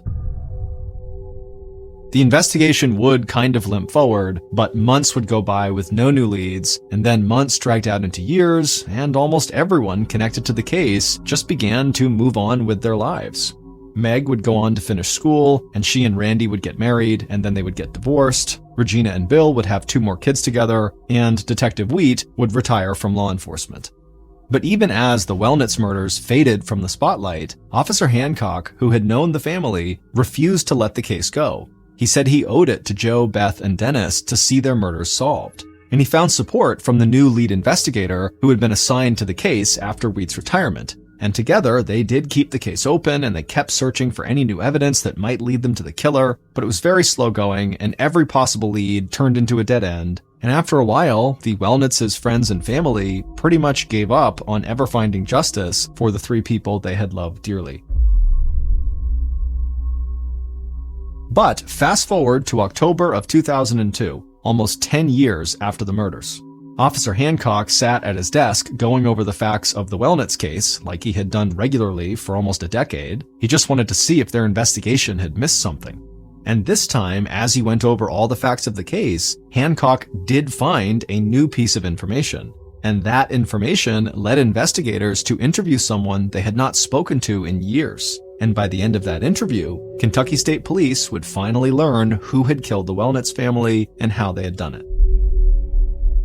Based on information from that interview in 2002, evidence found at the crime scene, and interviews conducted throughout the investigation, here is a reconstruction of what police believe happened on the morning someone murdered Joe, Beth, and Dennis, February 26, 1993. On that day, just before 4 a.m., the killer parked their car in the driveway in front of the Wellnitz house. Then the killer stepped out of the car, closed the door, and felt the cold wind whip across their face. The killer was wearing all black. The killer scanned the area, and everything was quiet. And this is exactly why they had chosen the early morning to carry out this plan. They wanted to take out the family when everyone in town was asleep. The killer took a breath, drew a 9mm pistol from their waistband, walked up to the front door of the house, and went inside. It was dark, but the killer had been to the house before, so they knew where they were going. And they walked down a hall towards the main bedroom on the first floor, but when the killer passed by the family room, they heard footsteps. Then they saw someone moving. It was Joe. And Joe had heard something himself, and so he called out, and the killer, in response, raised their gun and fired. But the bullet went way off course. It did not hit Joe. It shot through the side door of the house, and it hit a wall of the clinic next door. Near the family room, Joe screamed and began rushing towards the sound of the gunfire, knowing there was an attacker in the house, but the killer was able to steady themselves and fire off multiple shots into Joe, dropping him right onto the ground. Joe had thrown the killer's plan off, but, acting on instinct, the killer just forgot about Joe and rushed down the hall towards the main bedroom. There, they threw open the door and stepped inside, and there was just enough light coming from the window for the killer to see Beth standing right there in front of them. The killer raised their gun, Beth screamed, but before she could move, the killer fired, and it hit Beth right in the chest. Beth staggered and blood covered her pajamas, and then the killer squeezed the trigger again, and the bullet hit Beth in the forehead. Beth fell to the ground and died in a pool of blood. Once Beth was down, the killer turned and ran back down the hall and up the stairs to Dennis's room on the second floor. The killer opened Dennis's door and saw Dennis getting out of bed. So the killer shouted for Dennis to get on the ground. Dennis was so confused and scared, and he didn't know what was happening, but he laid on the floor face down while the killer kept shouting at him. Then the killer reloaded their weapon, walked across the room, stood over Dennis, and shot him multiple times in the back. The killer waited to make sure Dennis was dead, and then afterward, they ran downstairs to make sure Joe was dead, and then after that, they ran back to the main bedroom, where they checked to make sure Beth was dead. And then, inside of that main bedroom where Beth was, the killer crossed the room to the closet. They opened the closet door and found the small fire safe in the corner. They grabbed the safe, which was lighter than they thought it would be, then they walked downstairs with it and headed outside. The killer got to their car, opened the back driver's side door, slid the safe into the back seat, shut the door, and then climbed into the driver's seat. Then the killer turned to the passenger seat and smiled. And their accomplice, who was sitting in the passenger seat, smiled back, leaned across the seat, and gave the killer a kiss. Then the killer stripped out of their black clothes, and the accomplice grabbed a trash bag from the floorboard, and the killer tossed their clothes and the murder weapon into the trash bag. Then they started the car, and the two drove away from the house and out of town. Once Columbia was far behind them, the killer pulled into the dark parking lot of a fast food restaurant. They drove around to the back and stopped the car. Then the accomplice got out of the car, walked to a dumpster, and tossed the trash bag into it, and then got back into the killer's car. A little later, the killer dropped off the accomplice at an apartment. But before the accomplice stepped out of the car, they kissed the killer again and told the killer not to wake up the baby when they got home. Then the accomplice smiled, stepped out of the car, and headed into the apartment. And as they walked towards the bathroom to take a shower, they passed by a photo of their mom, dad, and brother. And the accomplice told herself that at least she had not been the one to actually pull the trigger. Meg Wellnitz had arranged the murder of her parents and her brother, and she had gotten Bill Meese to carry out the actual killing. It would turn out that Bill and his wife Regina, the two that had hosted that card game for Meg and Randy, had an open marriage, and Bill had been in a sexual relationship with both Meg and her boyfriend Randy at the time of the murders. And when Meg would lie in bed with Bill, she would tell him that she needed to get rid of her family. Because, unlike Joe's third son, Eric, Meg knew she would inherit hundreds of thousands of dollars and all of the properties and land her parents owned if her family died. And Meg wanted to be rich and independent. And she wanted to be free to have a relationship with Randy or Bill or both of them whenever she wanted and however she wanted. And she didn't believe her religious parents would ever approve of that kind of relationship. So Meg had told Bill that she would give him a cut of her inheritance and a cabin that stood on the land her family owned if he killed her family for her, and Bill agreed to do it. And so Meg had taken Bill to the house a week before the murders when her family was out so he could see where the safe was in the closet and also so he could get a clear layout of the floor plan. Then, after the murders, Bill had told his wife, Regina, everything, and she had remained silent for years. But in 2002, almost a decade after the murders, the new information that Officer Hancock had discovered was that Regina and Bill had gotten a divorce. And Hancock knew that Detective Wheat had always believed Regina knew more than she had been willing to say. And Hancock hoped maybe Bill had been the one keeping her quiet. So Hancock and other members of the state police interviewed the newly divorced Regina, and it turned out Hancock was right. With Bill out of her life, Regina was willing to tell them everything. Regina gave police a detailed account of Meg and Bill's murder plot. Then she said when she had moved away from Bill, she had kept the safe that Bill had stolen and held onto all those years, and she handed that safe over to the authorities. There was nothing of any value in the safe when the authorities opened it up, and so we have no idea if at some point there was lots of valuable things in here that were taken out of it after the murders, or if this safe was always empty. We just don't know. But with this safe in their possession, and with all of the new evidence Regina had provided them, police were able to get Meg and Bill to confess to their roles in the murders. Bill Meese, who was in prison for another crime at the time of his murder trial, was given the death penalty.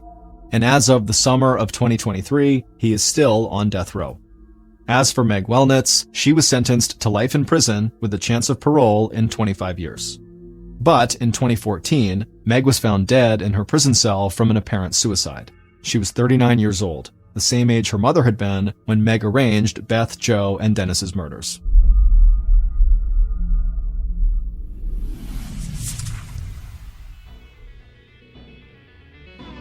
Thank you for listening to the MrBallen podcast. If you enjoyed today's story, be sure to check out our YouTube channel, just called MrBallen, where we have hundreds more stories just like this one, many of which are not available on this podcast. They are only on YouTube.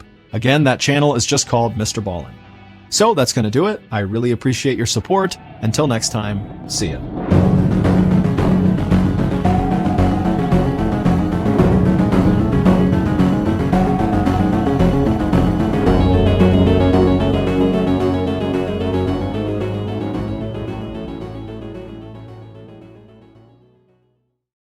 In 2008, a young man was driving along a dirt road in a forest when he spotted up ahead this large, strange-looking animal that he didn't recognize that appeared to be dead on the side of the road. And so, curious what it was, he drove past the dead animal and he stopped his car and he got out and began walking back up the road towards the animal to see what it was. And when he got right on top of it, he crouched down to get a better look, and as he did, he heard the sound of something moving behind him. And then before he could turn around, everything went black. Today's podcast is the remastered audio from a popular video on my YouTube channel called The Worst Kidnappers in Australia. The link to that video is in the description. This story contains sexual content. As such, listener discretion is advised.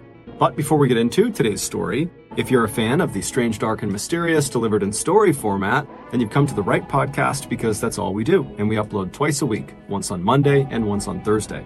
So, if that's of interest to you, please invite the 5-star review button to come on over your house for a nice, fun, casual game night, and as soon as they step inside, immediately ambush them, handcuff them to the bed, and have a priest perform an exorcism on them. Also, please subscribe to the MrBallen podcast wherever you listen to podcasts so you don't miss any of our weekly uploads. Okay, let's get into today's story.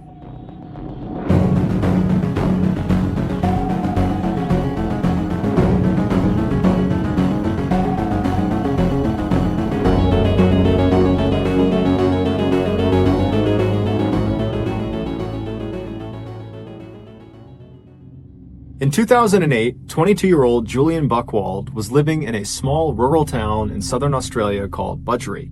He lived there with his parents, who owned a small house on a massive 1,200-acre plot of land, which for reference is about 2 square miles. However, this land was made up mostly of thick brush and forested areas, so for the most part, they just stayed close to their actual house.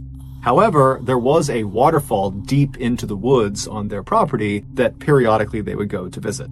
Less than a 20-minute drive north of Budgeree was another small rural town called Churchill, and in that town was Julian's girlfriend, 17-year-old Carolyn Watson, who also lived with her parents.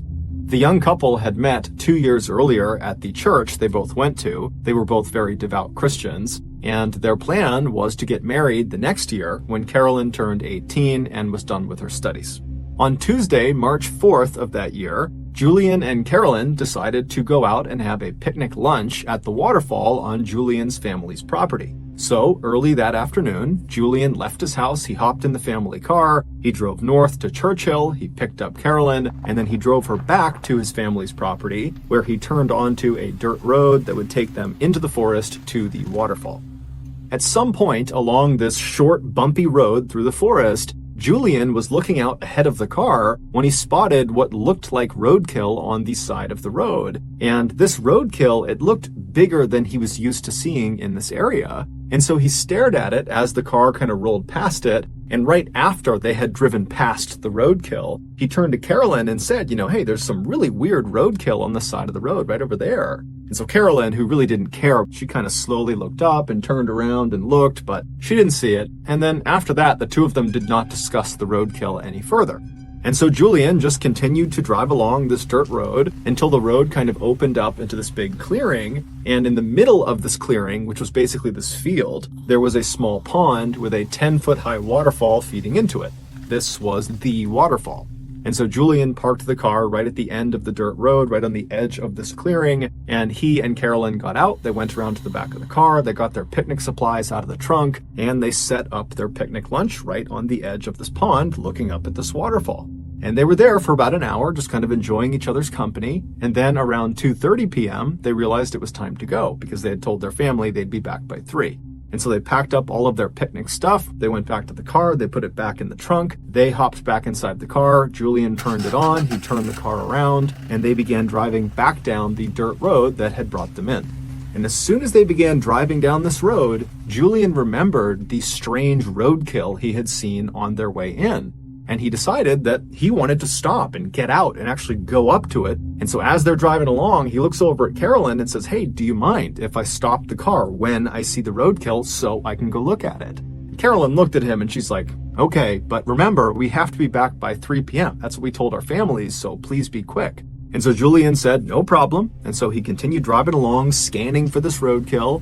But after driving for several minutes, he had not found the roadkill yet, and he started to become worried that he had just driven past it without realizing it. And so he stopped the car. They're pretty close to the end of this dirt road. They're almost back to Julian's property, but he stops the car right in the middle of this dirt road, and he turns to Carolyn and says, "Hey, I think I drove past it. Do you mind if I just hop out and run back?" And so Carolyn was totally annoyed that this roadkill viewing was really becoming quite involved. But she says, "Okay, go, but again, you gotta be quick because, it's almost 3 p.m. And so Julian kind of grinned at her. He put the car in park and he hopped out, he turned, and he began jogging back down the road in the direction of the waterfall. And after jogging for maybe 30 seconds or so, the road had turned to the right. And so from where he was on the road, if he turned around, he would not have been able to see his car or Carolyn. He was kind of deep in the thick of this forest. But he knew, this road is not very long, and so I'm sure the roadkill has got to be up here somewhere. And so he decided he would just continue running back along this road for maybe 1 or 2 more minutes, and if he didn't find the roadkill by then, he'd just have to give up, turn around, and head back to the car. And so he began jogging, continuing towards the waterfall on this dirt road, and sure enough, after about a minute, he spots off to the side the roadkill. And so he runs up to it, and right away he sees it's this huge animal that's right on the side of the road. There was a branch from a tree that had kind of obscured the carcass a little bit, and he figured that's why on the return trip he hadn't seen it, because this branch was kind of blocking it from view. And so standing over it, still not even sure what it is, he reached down and he moved the branch, the tree branch, out of the way to get a better look at this big dead animal. And right as he did that, everything went black. A few minutes later, Carolyn, who was still sitting in the car waiting for her boyfriend to come back, looked at her watch and realized it was getting really close to 3 p.m. and still Julian was not back yet. And so feeling kind of annoyed with him, she sat up in her seat and turned around and looked out the rear window of the car, expecting to see Julian come bounding down the road toward her. But when she looked out the back window, all she saw was this dirt road that kind of bent off to the right out of view and thick trees everywhere. Her boyfriend is nowhere to be seen. Annoyed, she turned back around and sat facing forward again, but began periodically looking in the side view mirror, expecting Julian to pop up at any moment. But after several more minutes went by and still Julian had not come back yet, her annoyance turned into concern. Was Julian actually okay? And so she decided, it's almost 3 p.m. now. We got to get back. I need to get out and actually go investigate and see what's going on with Julian and this roadkill. And so she opened her car door. She stepped outside. She stood up. She turned and she looked down the road in the direction it turned to the right towards the waterfall, and she froze. Because there was something standing right in the middle of the road that her brain simply couldn't process. She wanted to turn and run. She wanted to scream for help, but she couldn't. She was just frozen with fear, staring at this thing in the middle of the road. And then seconds later, this thing that she saw in the road began moving toward her. Around 3:30 p.m. that day, Julian's mother, who was at the house, realized her son had still not come back from his picnic. And this was very unlike him. He was extremely punctual. And so she stepped out onto the front porch to wait for him. But after waiting on the front porch for 30 minutes and him not showing up again, she got really concerned. And so she left the porch and went down onto their driveway, and their driveway extended right up to the main road that ran along the front of the house. And when she reached the top of her driveway, she just turned and watched down the main road, waiting for her son to come back. Because in order to get to the waterfall, you had to get on this main road and then turn onto that dirt road that was a little ways down this main road. And so she's just standing there looking down the road, waiting for her son, but he's still not coming out of that dirt road. And as she's looking in this direction, she happens to glance along the chain link fence that ran along the front of her property, and she noticed there was a plastic bottle that had been jammed through one of the chain links. And so she decided she would just go over and see what it was, because it didn't make any sense that there would be a bottle in her fence. And so she walks over, she pulls the bottle out of the fence, and she realizes there is a tightly rolled piece of paper that's inside of the bottle. And so she unscrews the cap, she turns the bottle over, and she pours this little piece of paper out. She unfurls the piece of paper and sees there's writing on it. And as she's reading it, her heart starts to race and she covers her mouth. This note was clearly intended for her to read, or someone in the family to read that day, because it was about what happened to Julian and Carolyn that day. The note, which was covered in all these strange satanic symbols and was barely understandable because the grammar and spelling was so terrible, it generally communicated that Julian and Carolyn, who they called the boy and the girl, had been kidnapped. And so long as the family did not contact police, they, the boy and the girl, Julian and Carolyn, would be returned. It didn't really specify what they were going to do to them, and there was no ransom. It basically just said, you better not tell police or else. Well, Julian's mother was terrified. She had no idea what to do, and despite this threat of some sort of harm to her, to her children, to her family, if she went to police, she still called the police. And so the police, they came out to her property, they inspected the note, and right away, they noticed at the bottom of the note, it was signed with the initials O-N-A. And so those initials, combined with these strange satanic symbols all over it, led police to discover who ONA was. ONA was a cult. It was the Order of Nine Angles, and they are a self-professed satanic cult that operates primarily in Europe, but also has chapters in the United States, in Canada, in Russia, and also in Australia. This cult believes that Christians are the enemy of the world and they need to be destroyed in order to institute a militaristic new world order they called the Imperium. And if that wasn't frightening enough, this cult openly advocates for and apparently practices human sacrifice.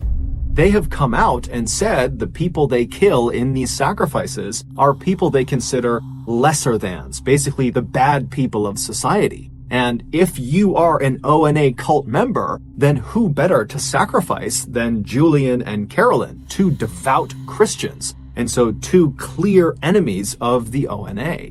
Now, at first, when the police saw this note and kind of put this together, they're thinking, this has got to be a prank. I mean, Carolyn and Julian have only been gone for a couple of hours at this point, and all we have is this note in a bottle stuck into the fence. This does not seem like some huge conspiracy of a cult coming in here and snatching these kids to commit some human sacrifice. But when Carolyn's parents found out about this note and how they were still missing, they would tell the police, 10 days ago, we received a letter in the mail that had strange satanic symbols all over it, and it really didn't make any sense. It basically was threatening them not to go to police, but 10 days ago, they had no reason to go to police, and so they just didn't really understand why they received this message or who had sent it, and so they had just kind of dismissed it and not told anyone.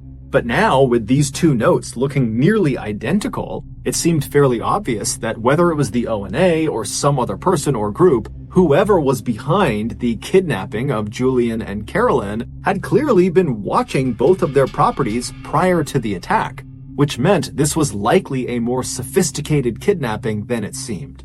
So that evening, the police launched this huge air and land search all over Julian's family's property, but despite looking everywhere, they found no sign of the young couple. There was just nothing. And over the next few days, when still there was just no sign of Julian or Carolyn, and there was no more word coming in from ONA, there were no more bottles stuck in fences or stuck in mailboxes, the police began to prepare for the worst. Then something totally unexpected happened. On March 11th, so 7 days after Carolyn and Julian went missing, a farmer was driving along this winding back road up in the mountains right near Alpine National Park.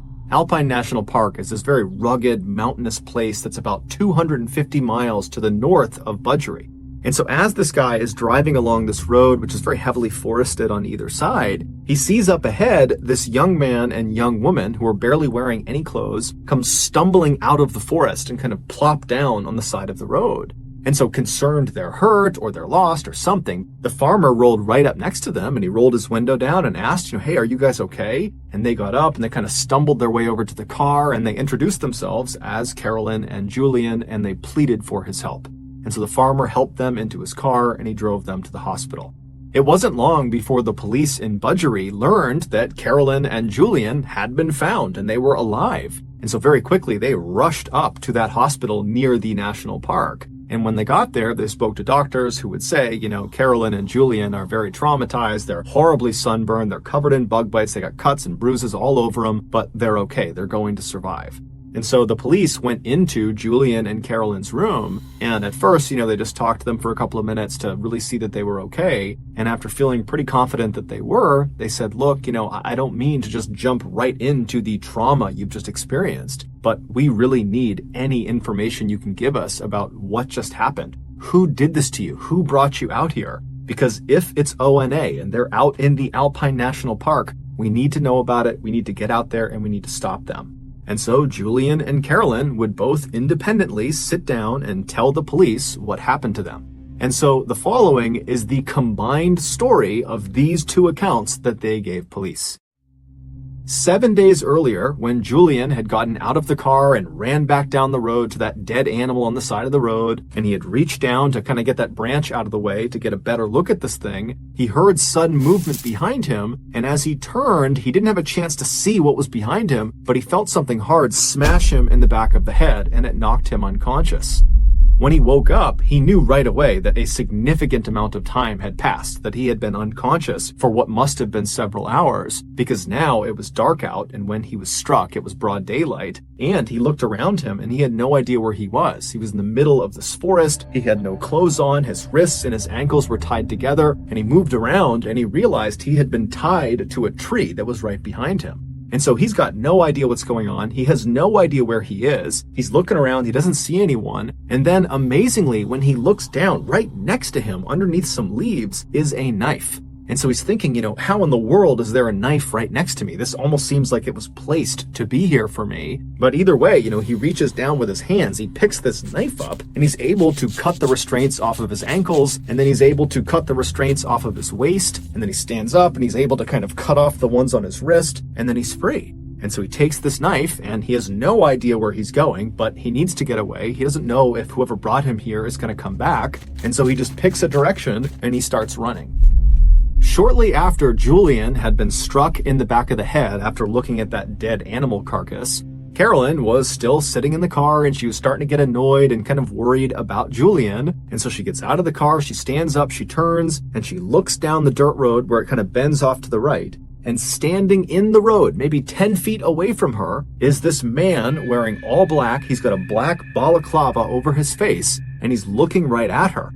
And so she's so scared, she just frozen to the spot. And then this guy charges her, he tackles her to the ground. And then once she's on the ground, he rips all her clothes off. And then he binds her wrists, her ankles, he ties them together so she's hogtied. And then he puts a blindfold around her eyes. And so she's lying on the road, she can't move, she can't see anything. And she hears her attacker run off down the road. And then a couple of minutes later, she hears a car approaching and it stops right near her. And then she hears the sound of a car door opening, someone walking up to her, and then they pick her up and they put her in the trunk of this car. They shut the trunk, and then the car kicks into gear and it starts driving away. And so for hours and hours, she lay in the trunk in this horrible position where the circulation to her wrists and to her ankles were cut off. And so she's getting shooting pain in her limbs and it's totally uncomfortable. And then after several hours, the car eventually turns on to some really bumpy road, and then it comes to a stop. And then she hears the sound of the driver open the door. They walk around to the back of the car, the trunk pops open, and then this person pulls the blindfold off of her eyes. And she sees, even though her eyes are taking a second to adjust, that it's the man with the balaclava on, and he picks her up and he throws her on the ground. And then after he shuts the trunk, he walks over to Carolyn and he grabs her by the wrists and he begins dragging her into the woods. And so as she's being dragged, Carolyn is thinking, I'm about to be killed somewhere in the middle of the woods. There's nothing I can do. I can't go anywhere. I can't do anything. And after several minutes of being dragged, she gets dropped. And then this man with the balaclava, he walks back to the car and he gets a shovel. And when he walks over to her, he makes a special point of showing her the shovel. And then he rolls her onto her side, so she's positioned in such a way that she can see what he's doing. And then right in front of her, he takes that shovel and he begins digging a hole in the ground. And so Carolyn's watching him and she's thinking, he's digging my grave.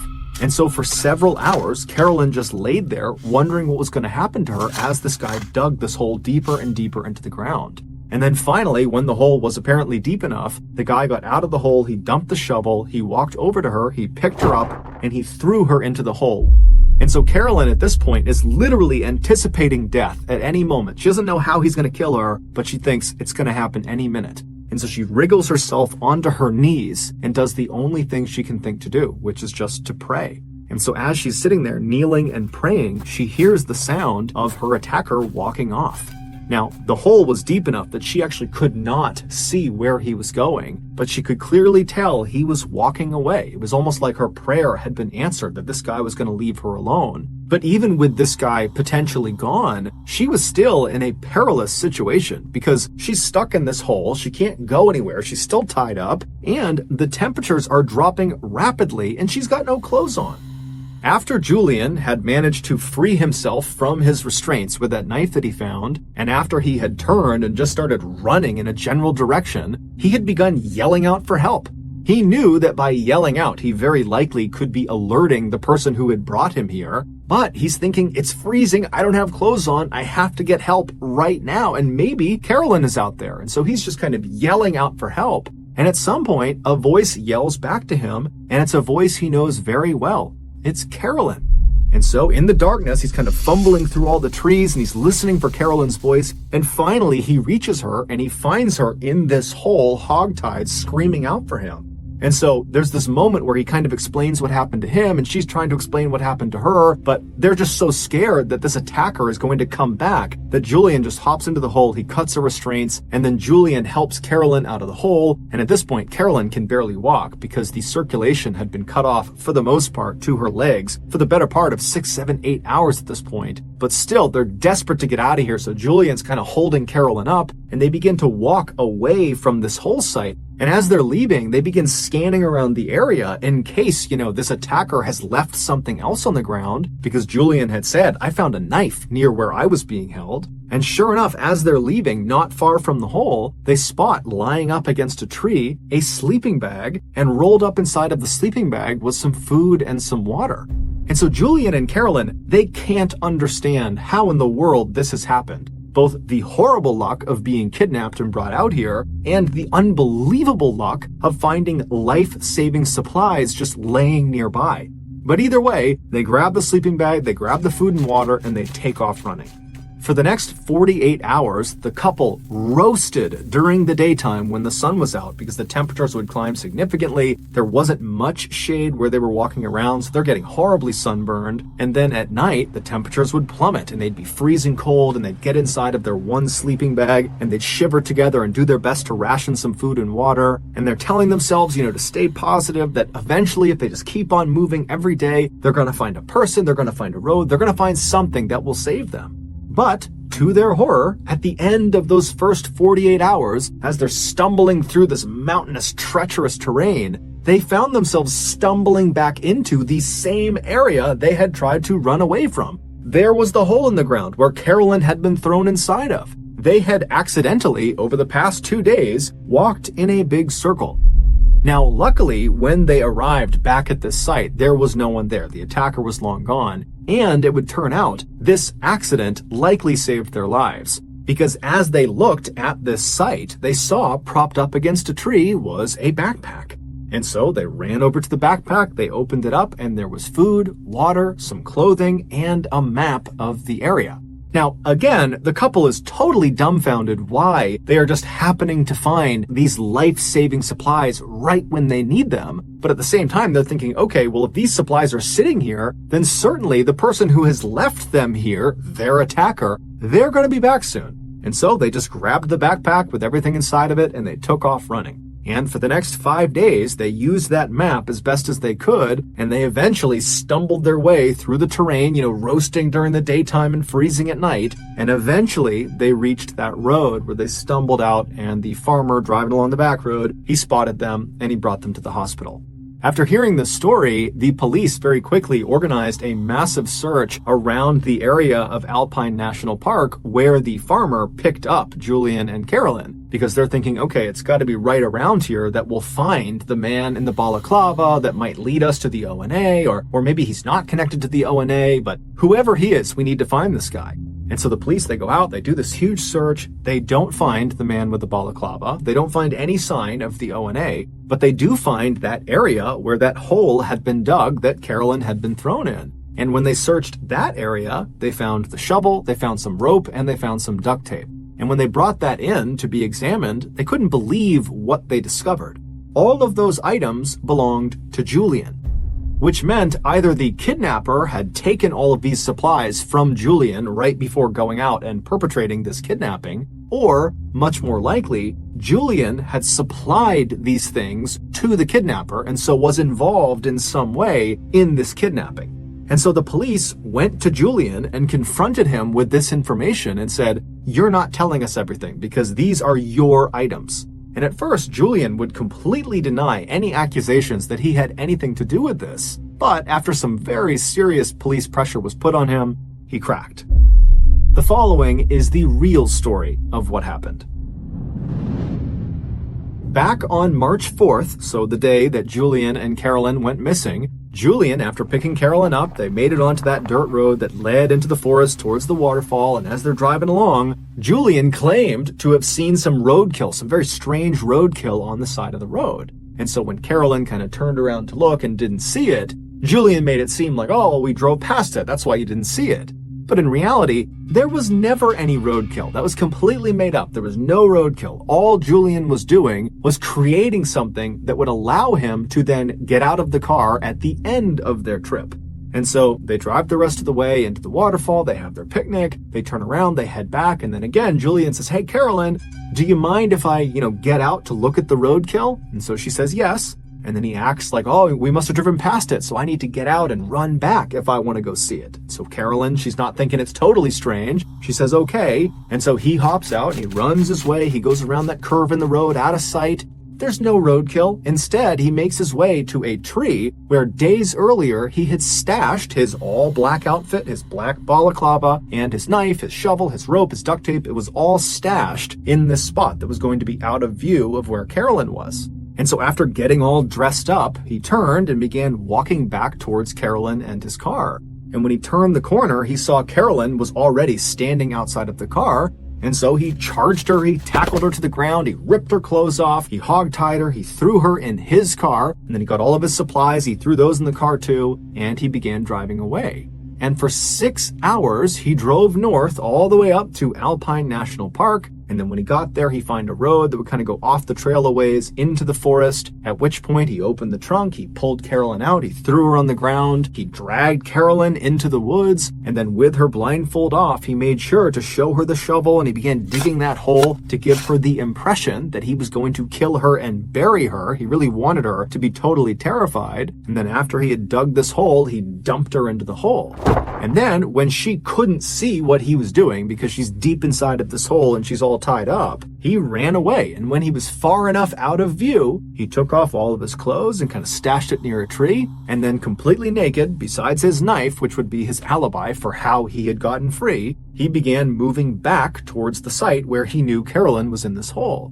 And then after waiting a little bit, he began yelling out for help. And then she heard him. And so she yells back to him, "Yo, Julian, I'm over here." And so Julian goes to the sound of her voice, and then when he sees her, he pitches her this ridiculous story about how he was tied up over there, but he found this knife, and he was able to cut himself free, and look, I'll cut you free, and oh, the attacker's gonna come back soon. And so he helps her out of the hole, and oh, look, they left a sleeping bag and some food and water, let's go. And so he grabs the supplies, and they head off into the bush.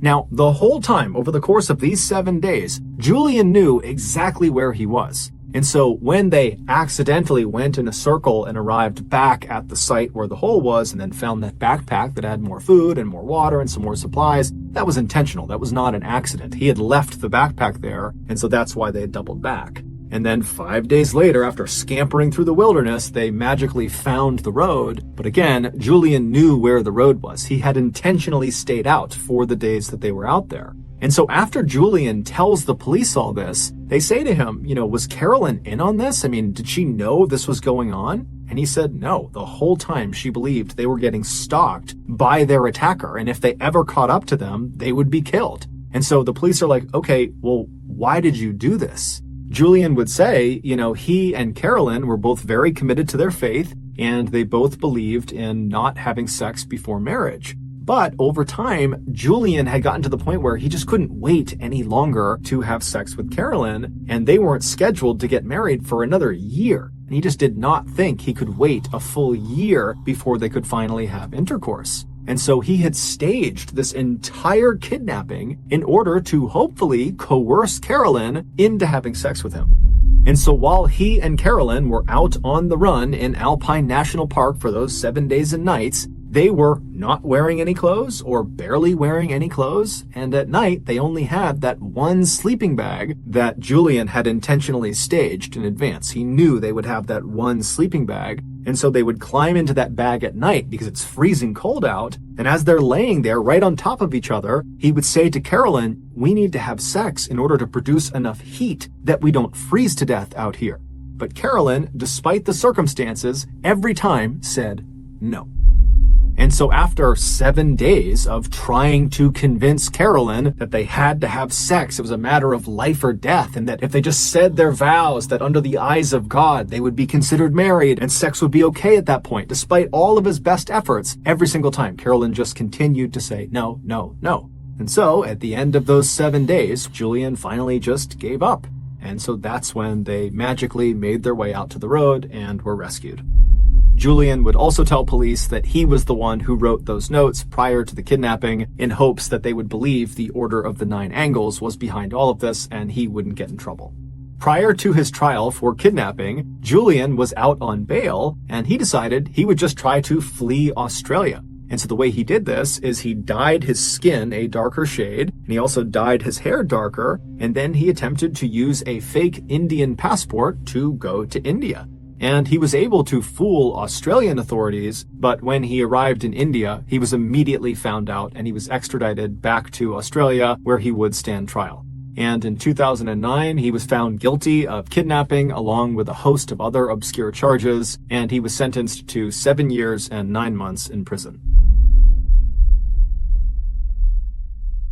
Thank you for listening to the MrBallen podcast. If you got something out of this episode and you haven't done this already, please invite the 5-star review button to come on over your house for a nice, fun, casual game night. And as soon as they step inside, immediately ambush them, handcuff them to the bed, and then have a priest perform an exorcism on them. Also, please subscribe to the MrBallen podcast on Spotify, Apple Podcasts, Amazon, Google, and anywhere else you find your podcasts. This podcast airs every Monday and Thursday morning, but in the meantime, you can always watch one of the hundreds of stories I have posted on my YouTube channel, which is just called MrBallen. If you want to get in touch with me, please follow me on any major social media platform and then send me a direct message. My username is just @MrBallen, and I really do read the majority of my DMs. Lastly, we have some really cool merchandise, so head on over to shopmrballen.com to have a look. So that's going to do it. I really appreciate your support. Until next time, see ya.